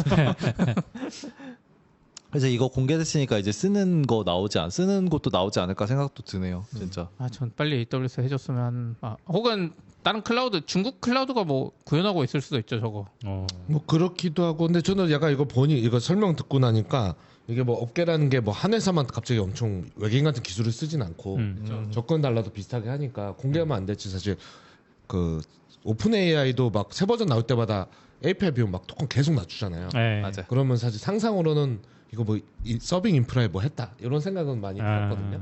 뭘 했을까가 궁금했었지. 맞아요. 근데 보면 이런 기법들을 비슷하게 계속 하고 최적화되면 그다음에 여력 생기면 조금 더 낮추고 그렇죠. 계속 이러지 않았을까 이런 생각. 저도 그렇게 생각해요. 약간 어디 레이어에 메모리 많이 든데 그럼 메모리 또 최적화한 레이어 만들고 뭐 네트워크 더 빨리 할 수 있게 그 파이프라인 공백 여기 놀잖아 CPU 여기 더 꽉꽉 채워서 일해야지 뭐 이런 거 하고 그러지 않았을까 상상이지만 이거 덕분에 API 비용 더 많이 낮아지고 하면 좋겠네. 전 이거 보면서 예전에 클라우드 한창 갈 때 막 3개월에 한 번씩 S3랑 EC2 비용 낮추고 했던 시절이 있는데 요즘에는 안 그러지만 이게 딥시크 덕분에 이게 인프라까지 보고 나니까 더 기대되는 것 같아요. LLM 더 싸질 수도 있겠구나.